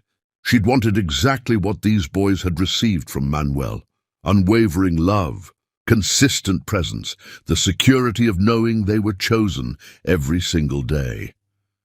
Around the room, the wedding guests were beginning to move, conversations becoming more animated as the full implications of what they'd witnessed began to sink in. This wasn't just gossip. This was a fundamental revelation about Sydney Potter's character that would reshape every business relationship, every social interaction, every aspect of his life in their rarefied world. "I need to speak with my husband," Tiffany said suddenly, her voice carrying the kind of authority that came from recognizing a crisis that required immediate damage control. "Privately." She looked around the room, as if seeing it clearly for the first time. 300 of the most powerful people in America, all witnesses to her groom's public humiliation. Their faces showed everything from pity to contempt to barely concealed satisfaction at watching someone else's downfall unfold in real time. "I think," Marilyn spoke for the first time since the introductions, her voice carrying easily through the silent room. "Perhaps Sydney and Tiffany should have some time to process this information." It was a gesture of mercy that somehow made Sydney's humiliation complete. She wasn't gloating over his downfall. She was giving him privacy to experience it fully.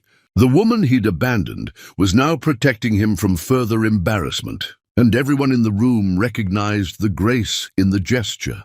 "Boys," Manuel said gently, placing protective hands on his son's shoulders. "I think we should give them some space." "But we haven't finished our conversation," Scott protested, his curiosity clearly unsatisfied.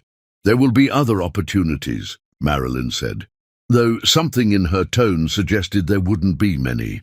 As the Cross family began to withdraw, Sidney found his voice. "Wait," he called desperately. "Please, I have to."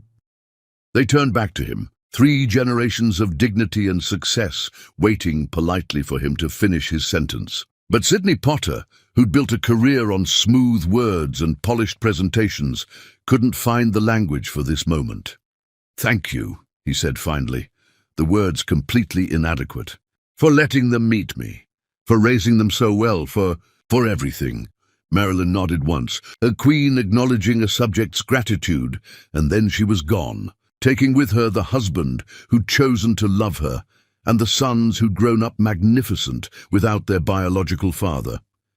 Sidney was left standing at his wedding altar, watching his past walk away forever, while around him 300 witnesses began the whispered conversations that would destroy his reputation before the sun set. In the bridal suite 20 minutes later, Tiffany paced like a caged animal, while Sidney sat slumped in a Louis XV chair, his perfect wedding attire wrinkled from the weight of his despair. Her wedding dress rustled with each agitated step, diamonds scattering from her elaborate hairstyle like falling stars. $2.7 billion, she said, her voice hollow with disbelief. "That's not money, Sidney. That's a small country's GDP. Tiffany, please. Please what?" She whirled to face him, and Sidney realized he was seeing the real Tiffany Blake for the first time. Not the sweet, compliant woman who'd hung on his every word, but someone with steel beneath the silk, calculation behind the beauty. "Please pretend I didn't just discover that you abandoned a woman who's worth more than some multinational corporations. Please ignore the fact that you have 2 children you never told me about. Please act like 300 people didn't just watch me realize I'm marrying down so far, it's practically subterranean." The venom in her voice was matched by the cold calculation in her eyes. This wasn't just about hurt feelings or shattered trust. This was about Tiffany realizing that she'd attached herself to a sinking ship just moments before it hit the iceberg. "I didn't know about the boys," Sidney said desperately. "You have to believe me, Tiffany. I wouldn't have what? Abandoned your pregnant wife. Oh wait, you did exactly that." Her laugh was bitter, cutting through the room like broken glass. "You just got lucky that she didn't tell you about the pregnancy first. That's not fair. I was different then, younger. You were exactly who you are now." Tiffany cut him off with surgical precision. "A man who chooses himself over everyone else, who sees relationships as stepping stones rather than commitments, who walks away when things get difficult or inconvenient." She moved to the antique mirror, staring at her reflection with the kind of harsh assessment usually reserved for mortal enemies. "Do you know what I realized out there, watching those perfect children meet their father for the first time? I realized that I'm exactly like you. I chose you because I thought you represented success, security, access to a world I wanted to join. But that woman, your first wife, she showed me what real success looks like." Sidney watched as Tiffany began removing the diamond hairpins from her elaborate updo, each piece falling to the carpet like tears made of crystal. "What are you doing?" "What I should have done the moment those beautiful boys walked up and called you their father," she said, her voice carrying the finality of a judge pronouncing sentence. "I'm saving myself." She pulled out her phone, her manicured fingers flying over the screen with the efficiency of someone conducting emergency surgery. "Look at this. Twitter is exploding. The Potter wedding is trending, and not in a good way. Billionaire's ex-wife crashes cheating husband's wedding with the kids he abandoned. Cross family shows up Sidney Potter at his own ceremony. When karma comes in designer clothes and speaks through 10-year-olds.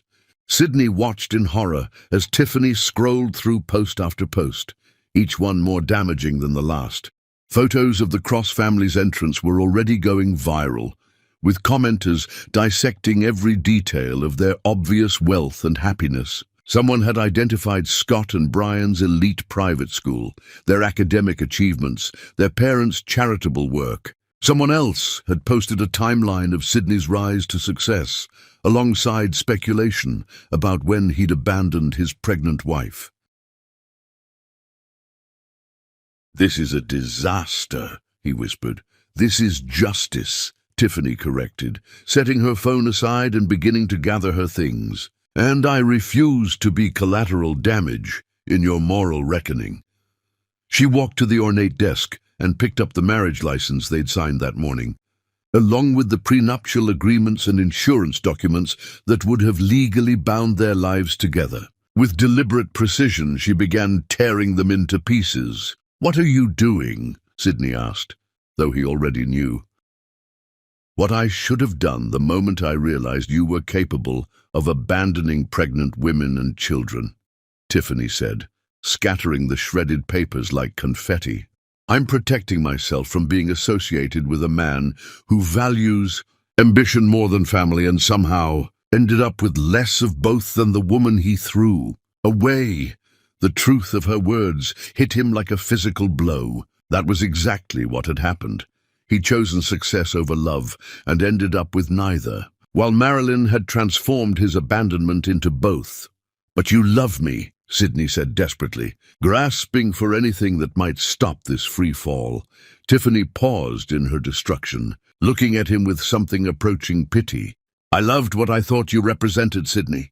Success, security, access to a world I thought I wanted. But that woman out there, your first wife, she showed me what real success looks like, what real power looks like, what it means to turn rejection into resurrection." She picked up her purse and moved toward the door, pausing at the threshold without turning around.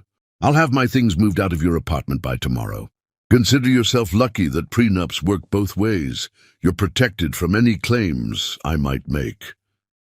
"Tiffany, wait." "Goodbye, Sydney. I hope you find whatever it is you're looking for. But more than that, I hope you eventually realize what you already had and threw away." The door closed behind her with a soft click that sounded like a coffin lid falling shut. Sydney sat alone in the bridal suite, surrounded by the debris of his destroyed wedding, listening to the sounds of guests who'd come to celebrate his triumph but had stayed to witness his annihilation.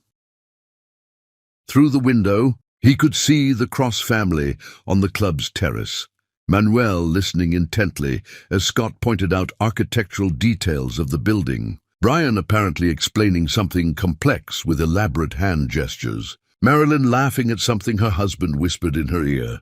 They looked like what they were, a family so secure in their love for each other that external chaos couldn't touch them. Sydney's phone buzzed with messages, reporters wanting statements, business associates expressing concern, social media notifications showing how quickly his humiliation was spreading across the internet. But he ignored them all, transfixed by the sight of the life he'd rejected, now flourishing beyond his reach. As the sun set over the Meridian Club, Sydney Potter sat alone in a room designed for joy, watching through a window as his past walked away from him forever, taking with it any hope of redemption, reconciliation, or peace. The unraveling had only just begun, but already Sydney understood that this wasn't just the end of his wedding. It was the end of the life he'd spent 10 years building on the foundation of his cruelest choice, and the most devastating part was knowing that he had no one to blame but himself. Chapter 8. The Business Empire Crumbles. In the world of high finance, moral bankruptcy is the only kind that matters. The financial obituary of Sydney Potter began at exactly 8:47 a.m. on the Monday morning after his wedding that wasn't, when Finch Wellington, heir to a banking fortune that predated the Civil War, placed a call to his chief investment officer with instructions that would ripple through Manhattan's financial district like a controlled demolition. "Remove Potter Industries from all our portfolios," Wellington said, his voice carrying the casual authority of someone who moved billions with phone calls. All holdings, all partnerships, everything. I don't care about the losses. Sir, may I ask why? Potter's been a solid performer, and the fundamentals. Because I don't do business with men who abandon pregnant wives and children. Wellington cut him off with the finality of a church bell tolling. And neither should anyone else with functioning morals. By 9:15 a.m., Potter Industries' stock had dropped 15%. By noon, it was in complete free fall. Sidney sat in his corner office, the one he'd fought so viciously to earn, decorated with awards and photographs that chronicled his rise from working-class nothing to Manhattan elite, watching his computer screen display his company's financial destruction in real time. Each refresh showed more red numbers, more sell orders, more evidence that his 10-minute encounter with his past had destroyed his future more efficiently than any terrorist attack or natural disaster. His assistant, Margaret, knocked and entered without waiting for permission, a liberty she'd never taken in 8 years of employment. But the rules seemed different now that her boss had been publicly revealed as a man who abandoned children. She carried a tablet and wore the expression of someone delivering a terminal diagnosis. "Mr. Potter, I have the damage report," she said, though nothing in her tone suggested sympathy. Wellington Holdings liquidated their entire position at market open. Blackwood Capital followed at 9:30. The Morrison Trust terminated their consulting contract via email. They didn't even call. Sidney nodded numbly. These weren't just business partnerships. They were the foundation of his social standing, his entry into circles where money alone couldn't buy admission. You needed reputation, connections, the kind of moral credibility that took decades to build and could be destroyed in a single viral moment. Also, Margaret continued with the efficient brutality of someone reading a coroner's report. The Times wants a statement about Saturday's incident. So does the Wall Street Journal. Forbes, CNN, and approximately 47 social media influencers with more followers than most countries have citizens. What kind of statement? Sidney asked, though he already knew there was no statement that could fix this. They're calling it the wedding crash that broke Wall Street, Margaret said dryly. Someone leaked high-definition video footage of your encounter with your sons. It's been viewed 12 million times since Sunday. Sidney closed his eyes, imagining those innocent faces on screens around the world, their devastating questions echoing in languages he didn't speak, their casual destruction of his reputation becoming entertainment for millions of strangers. The internet had transformed his children's natural curiosity about their biological father into a global phenomenon about karma, justice, and the price of abandoning family for ambition. Sir, Margaret's voice carried a note of something that might have been concern if she hadn't been updating her resume between tasks. There's something else. What now? John Industries made an offer to buy Potter Industries. This morning, full market value plus 30% cash. The words hit Sidney like ice water in his veins. Manuel John wants to buy my company? See, not just any company, Margaret corrected with brutal honesty. Your company, specifically. The offer came with a personal note from Mrs. Marilyn Cross saying she thought it was important to protect your employees from the consequences of your personal choices. Sidney stared at the formal offer letter Margaret placed on his desk, recognizing the subtle knife thrust wrapped in apparent kindness. Marilyn wasn't trying to destroy his company. She was trying to save it from the destruction his own actions had caused, which somehow made his humiliation complete. She's offering to rescue me, he whispered. Rescue is the wrong word, Margaret said with devastating clarity. She's offering to prevent innocent people from suffering because of your moral failures. There's a difference. The difference, Sidney realized, was the difference between charity and justice. Marilyn wasn't trying to save him. She was protecting the employees whose livelihoods depended on Potter Industries' survival. It was exactly the kind of thing someone who'd built an empire based on genuine leadership rather than desperate ambition would do. His direct phone line rang, the number reserved for his most important clients. Sidney glanced at the caller ID, Senator Patricia Whitfield, whose family trust represented one of his largest accounts and whose endorsement had opened doors throughout Washington's political establishment.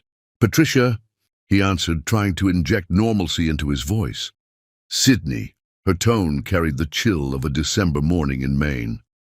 "I'm calling as a courtesy. Since our families have known each other for 20 years, the Whitfield Trust will be moving our account to John Industries, effective immediately. Patricia, surely we can discuss." "There's nothing to discuss." Her voice carried the kind of finality usually reserved for death sentences. "My granddaughter watched that video of you meeting those beautiful boys, and she asked me why a daddy would leave his children before they were born. Do you know what I told her?" Sidney remained silent, though he could feel the executioner's blade hovering above his neck. "I told her that some people choose themselves over the people they're supposed to protect, and those people don't deserve to handle our family's money. Goodbye, Sidney. I hope those boys grow up to be better men than their father." The line went dead, with the finality of a coffin lid closing. Sidney set the phone down with hands that shook slightly, watching his computer screen refresh with more red numbers, more evidence of a professional annihilation that was as swift as it was complete. By Tuesday, Potter Industries had lost 60% of its value. By Thursday, Sidney had received 23 offers to sell his company, most of them vulture capitalism disguised as rescue attempts, firms that specialized in buying distressed assets and stripping them for parts. But Manuel John's offer remained on his desk, generous and straightforward, the kind of deal that would ensure his employees kept their jobs and his clients received uninterrupted service. The irony wasn't lost on him. The man who'd married his ex-wife was now offering to save the company Sidney had built after abandoning her. It was mercy wrapped in business efficiency, and it tasted like ashes in his mouth. On Friday, Sidney sat in the conference room where he'd once celebrated his first $1 million deal, facing his senior partners, men he'd considered friends, allies in the war for financial supremacy. Their faces showed the kind of expression usually reserved for terminal illness diagnoses.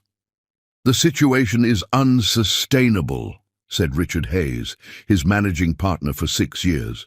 "We're hemorrhaging clients faster than we can count them. Our credit lines are being called in, and the board is demanding immediate action." "It'll blow over," Sidney said weakly, though even he didn't believe it anymore. "These things always do." "No," said Jennifer, his head of client relations, with the brutal honesty that had made her invaluable in better times. "This won't blow over. You didn't just have a scandal, Sidney. You became the living embodiment of everything our client base despises. You abandoned your family for money and ended up with less of both than the woman you left behind. In our world, that's not just immoral, it's incompetent." The word hung in the air like a death sentence. Immoral could be forgiven, explained away, rationalized with enough time and expensive public relations. But incompetent, that was permanent exile from the halls of power. "We need to accept the John Industries offer," Richard said quietly. "It's the only way to save what we can." Sidney looked around the table at faces that had once looked at him with respect, admiration, even envy. Now they showed nothing but professional obligation to clean up his mess as efficiently as possible. "Fine," he said, the word coming out like a sigh of surrender. "Accept it." The next morning, Sidney Potter signed papers transferring Potter Industries to John Industries for $400 million, money that would be distributed to partners, employees and creditors, leaving him with enough to maintain his lifestyle, but not enough to maintain his position in the world he'd fought so hard to enter. Manuel John handled the transition with the kind of smooth professionalism that made billionaires out of ambitious men. He retained every employee, honored every client contract, and seamlessly absorbed Potter Industries into his empire as if acquiring companies was as routine as buying coffee. More importantly, he did it all without once mentioning Sydney's personal failures or moral bankruptcies. The only personal touch was a handwritten note from Marilyn, delivered with the final contracts. "Thank you for allowing us to protect your employees' futures. They deserve leaders who understand that success without integrity is just failure wearing expensive clothes." Even in victory, she was gracious. Even in his defeat, she was kind. It made Sydney's humiliation complete and his isolation absolute. As he cleared out his office for the last time, packing awards and photographs into boxes that would gather dust in storage, Sydney Potter realized he'd achieved the one thing he'd never wanted. He'd become a cautionary tale, a living example of what happened when ambition overcame conscience and greed defeated grace. Somewhere across the city, in offices that now bore the John Industries name, his former employees were discovering what it felt like to work for people who valued family as much as profit. Somewhere in Manhattan, his ex-wife was building something magnificent from the ashes of what he'd destroyed. And somewhere in an elite private school, his sons were learning mathematics and languages and the kind of confidence that came from being genuinely loved. Sydney Potter had gambled everything on the belief that success without love was still success. Now, sitting alone in his empty office, surrounded by boxes and broken dreams, he was learning that some bets could never be won, only lost more completely than he'd ever imagined possible. The empire he'd built had crumbled, but the real tragedy was the realization that it had been built on sand from the very beginning. He'd spent 10 years constructing a life based on the foundation of his cruelest choice, and now that foundation had shifted, revealing the moral bankruptcy that had always lurked beneath his financial success. Through his office windows, Sydney could see the city where he'd once imagined himself a king, now understanding himself to be just another subject in someone else's kingdom. Somewhere out there, Manuel John was building something real with the woman Sydney had thrown away and the children he'd never known he'd abandoned. The revenge was complete, but it looked nothing like what Sydney had expected. It wasn't his destruction. It was their construction of something so beautiful that his absence had become irrelevant. And that, Sydney realized as he closed his office door for the last time, was the most perfect revenge of all. Chapter 9. The most beautiful revenge. The most perfect revenge is not destruction. It's grace so complete that it transforms the destroyer. 6 months after the wedding that became a funeral for Sydney Potter's reputation, autumn painted Central Park in shades of gold and scarlet, while Manhattan's elite prepared for the winter social season. In the penthouse offices of John Industries, Marilyn stood at floor-to-ceiling windows, watching the city spread beneath her like a conquered kingdom. Though conquest had never been her goal, merely survival, then success, then finally, unexpectedly, a peace so profound it felt like coming home after a lifetime of wandering.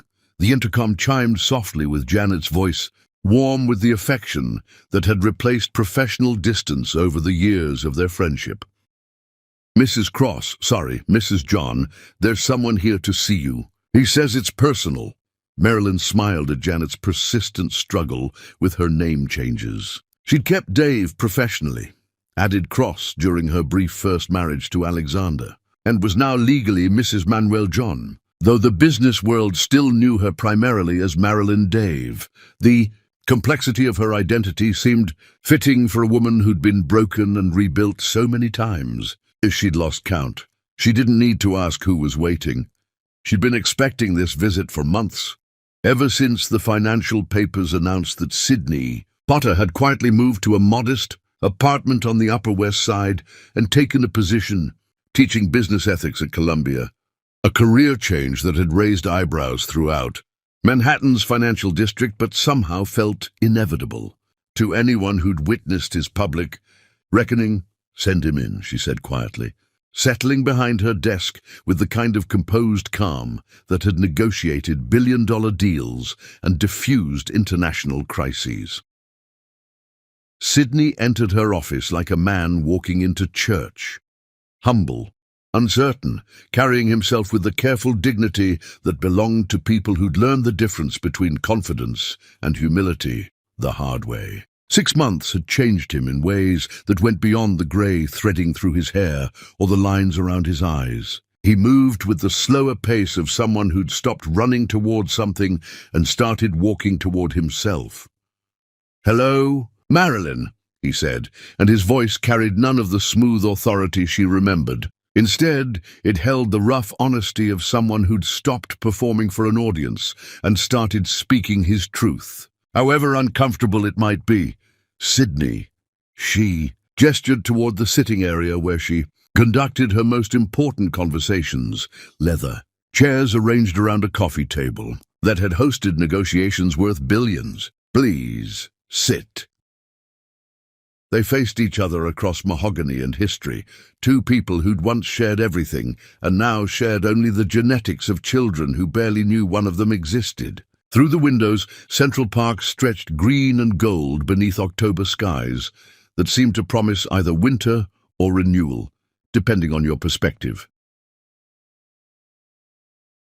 "I saw the article in Business Insider," Sydney said quietly, settling into his chair with the careful movements of someone who'd learned not to take comfort for granted. "About the new scholarship fund, the Potter John Foundation for Children of Single Parents."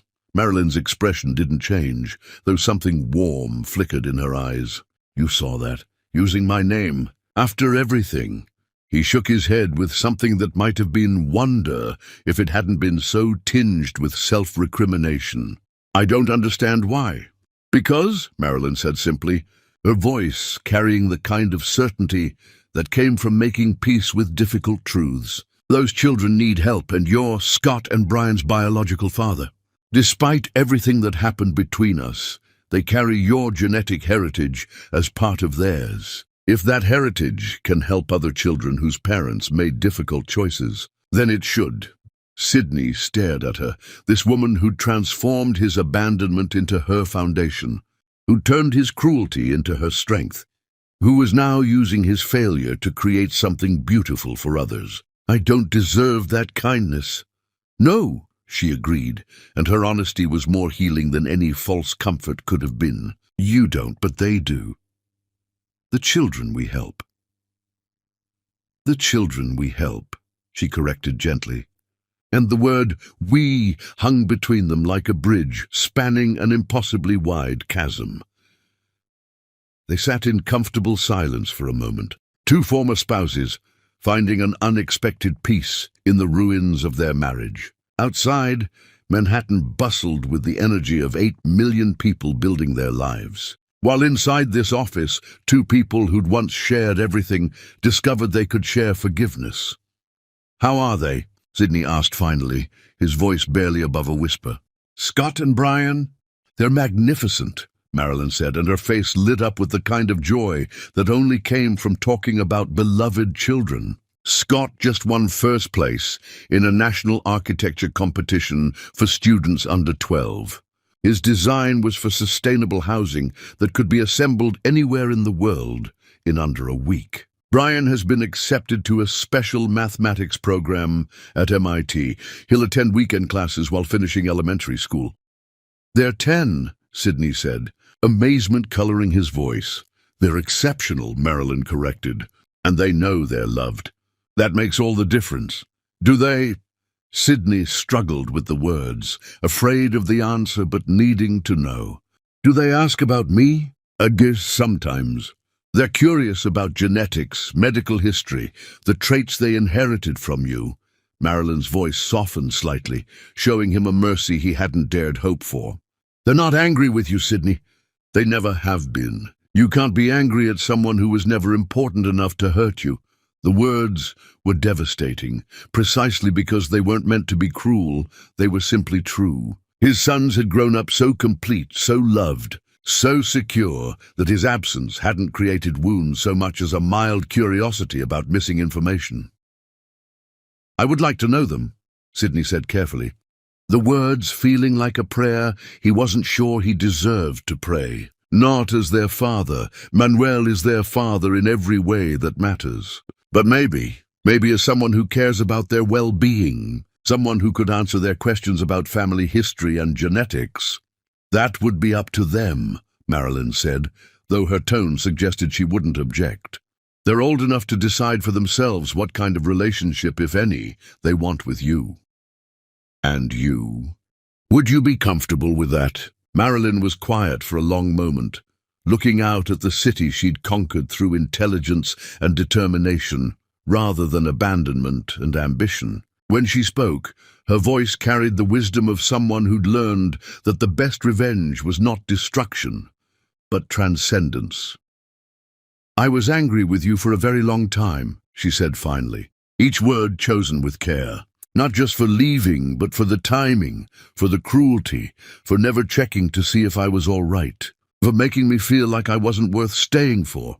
You were worth everything, Sydney said quietly, and the simple truth of it hung between them like an apology he'd never been able to make. I know that now, Marilyn replied, and there was no bitterness in her voice, only the calm certainty of someone who'd found her worth reflected in other eyes. But it took me years to understand that your leaving said nothing about my value and everything about your capacity to recognize it. She turned to look at him directly, and Sydney saw in her eyes the woman she'd become, not despite his abandonment, but because of how she'd transformed his worst act into her greatest strength. I forgave you, Sydney, she said simply. Not because you deserved it, but because I did. Because carrying anger for 10 years was exhausting, and I realized you'd taken enough from me. I wasn't going to let you take my peace too. The words hit him like a benediction he'd never dared hope for. I don't know what to say. You don't have to say anything. But if you're going to be in my sons' lives in any capacity, you need to understand something fundamental. They don't need you. They want for nothing, not love, not security, not guidance, not support. Manuel provides everything they need and more. If you're going to know them, it has to be because you have something genuine to offer, not because you're trying to fill some void in their lives that doesn't exist. Sydney nodded, understanding that this was both a possibility and a warning. What could I offer them? Honesty, Marilyn said immediately. The truth about mistakes and consequences and the real cost of choosing ambition over love. They're brilliant boys, but they're growing up in a world where everything comes easily. Maybe they could benefit from knowing someone who learned important lessons the hard way. A cautionary tale in human form, Sydney said with a rueful smile that held more self-awareness than she'd ever seen from him. A teacher, Marilyn corrected gently. Which is what you've become, isn't it? Before Sydney could answer, the office door opened and Manuel entered with Scott and Brian flanking him like young princes. The boys had grown in the months since the wedding, taller, more confident, carrying themselves with the easy grace of children who'd never doubted their place in the world. Mom, Scott said, his artist's eye immediately cataloguing the tension in the room. Janet said our biological father was here. Is this about the genetics questions we submitted for our science project? Brian asked, his mathematical mind already calculating probabilities and outcomes. Manuel moved to stand behind Marilyn's chair, his hands settling on her shoulders in a gesture of support that spoke of years of partnership and absolute trust. At 45, he was more handsome than ever. Success and happiness having given him the kind of confidence that made other men look diminished by comparison. Boys, Marilyn said gently, Mr. Potter came to see me about the Scholarship Foundation. But since you're here, perhaps you'd like to ask him those questions directly. Scott and Brian exchanged one of their wordless twin communications before approaching. Sydney, with the same polite curiosity they'd shown at the wedding. They weren't nervous or excited or angry, just intellectually engaged with a problem that interested them. We've been studying inherited traits versus environmental influences, Scott said. settling into a chair across from Sydney with perfect posture. "We wanted to know about your family medical history and genetic predispositions. Also your educational background and career trajectory," Brian added, pulling out a small notebook with the efficiency of someone conducting a formal interview. "We're comparing your path to Dad's to understand different models of success." The casual way Brian referred to Manuel as Dad, not stepfather or adoptive father, just Dad, made Sydney's chest tighten with an emotion he couldn't name. These boys had never needed him, had never wondered about him, had never felt his absence as loss, because their lives had been so full of love. "I'd be happy to answer your questions," Sydney said, and meant it with a sincerity that surprised him. "Though I should warn you that my path to success wasn't nearly as admirable as your father's." "That's why it's interesting," Scott said, with the wisdom of an artist who understood that flawed subjects often made the best studies. Dad's path was pretty straightforward. He identified problems, created solutions, and helped people. Your path involved more complicated choices. Suboptimal decision-making, Brian clarified with devastating accuracy. "We want to understand the psychological and economic factors that led to those choices." Manuel laughed softly, the sound carrying genuine warmth. "Your sons have no respect for emotional complexity. Marilyn—" "They get that from me," she said, smiling at her husband with the easy affection that still made Sydney's absence feel like the gift it had turned out to be. For the next hour, Scott and Brian conducted what felt like the world's most polite interrogation, asking questions about family medical history, educational choices, career decisions, and the factors that had influenced Sydney's major life choices. They showed no judgment, only curiosity, treating him like a case study rather than a person who'd caused their mother pain. "One final question," Scott said as their interview wound down. "Do you regret leaving our mother?" The question hung in the air like a challenge, though it was asked with genuine curiosity rather than accusation. Sydney looked at these remarkable boys, his biological sons who'd grown up to be everything he might have been if he'd been raised with love instead of ambition, and gave them the truth they deserved.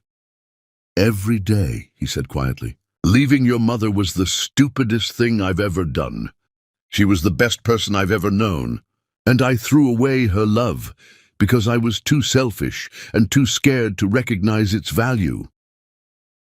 "But if you hadn't left," Brian observed with mathematical precision, "we wouldn't have Dad, and Mom wouldn't be as successful as she is now.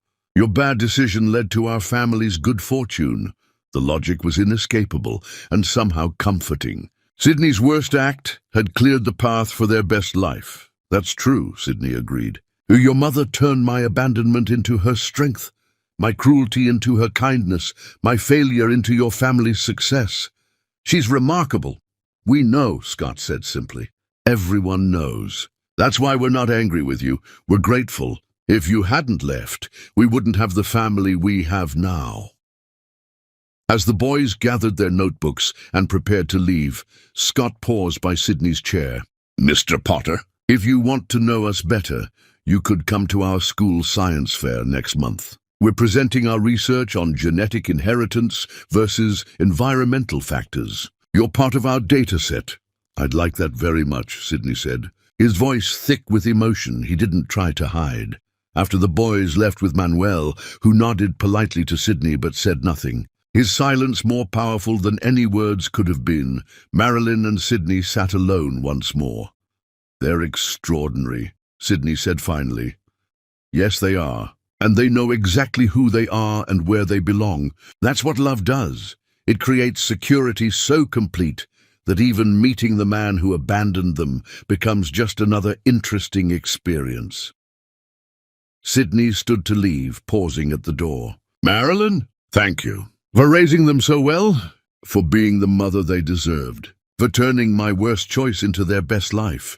Thank you," she replied, "for making the choice that led me to Manuel. Sometimes the worst thing that happens to you clears the path for the best thing." That evening, In the John family's penthouse apartment overlooking Central Park, Marilyn sat in Manuel's arms, watching their sons do homework at the kitchen island.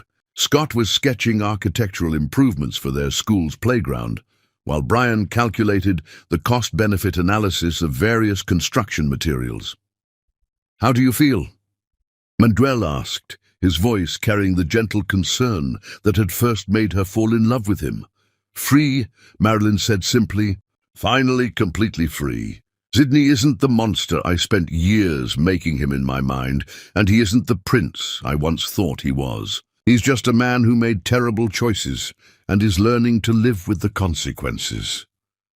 "And the boys?" "The boys are exactly where they belong," she said, watching Scott and Brian work together on their project with the easy cooperation of children who'd never doubted they were a team. They have their father, you, and now they have answers to their questions about genetics. It's perfect closure. Manuel pressed a kiss to her temple, and Marilyn marveled at how different this love felt from what she'd shared with Sydney. This was deeper, richer, built on mutual respect and shared values, rather than desperate need and romantic fantasy. "I love you." "Mrs. John," Manuel murmured against her ear. "I love you too. Mr. John, thank you for being exactly what Sydney never was, a man who stays, who chooses love over ambition, who makes our children feel like they're the greatest gift in the world." As the sun set over Manhattan, painting their home in shades of gold and amber, Marilyn Dave John realized that the most beautiful revenge hadn't been Sydney's destruction, it had been her construction of something so magnificent that his absence had become irrelevant. She turned his leaving into her arriving, his rejection into her selection by a man who loved her without reservation, his abandonment into her family's foundation of unshakable strength. The revenge was complete, and it was more beautiful than anything she could have imagined.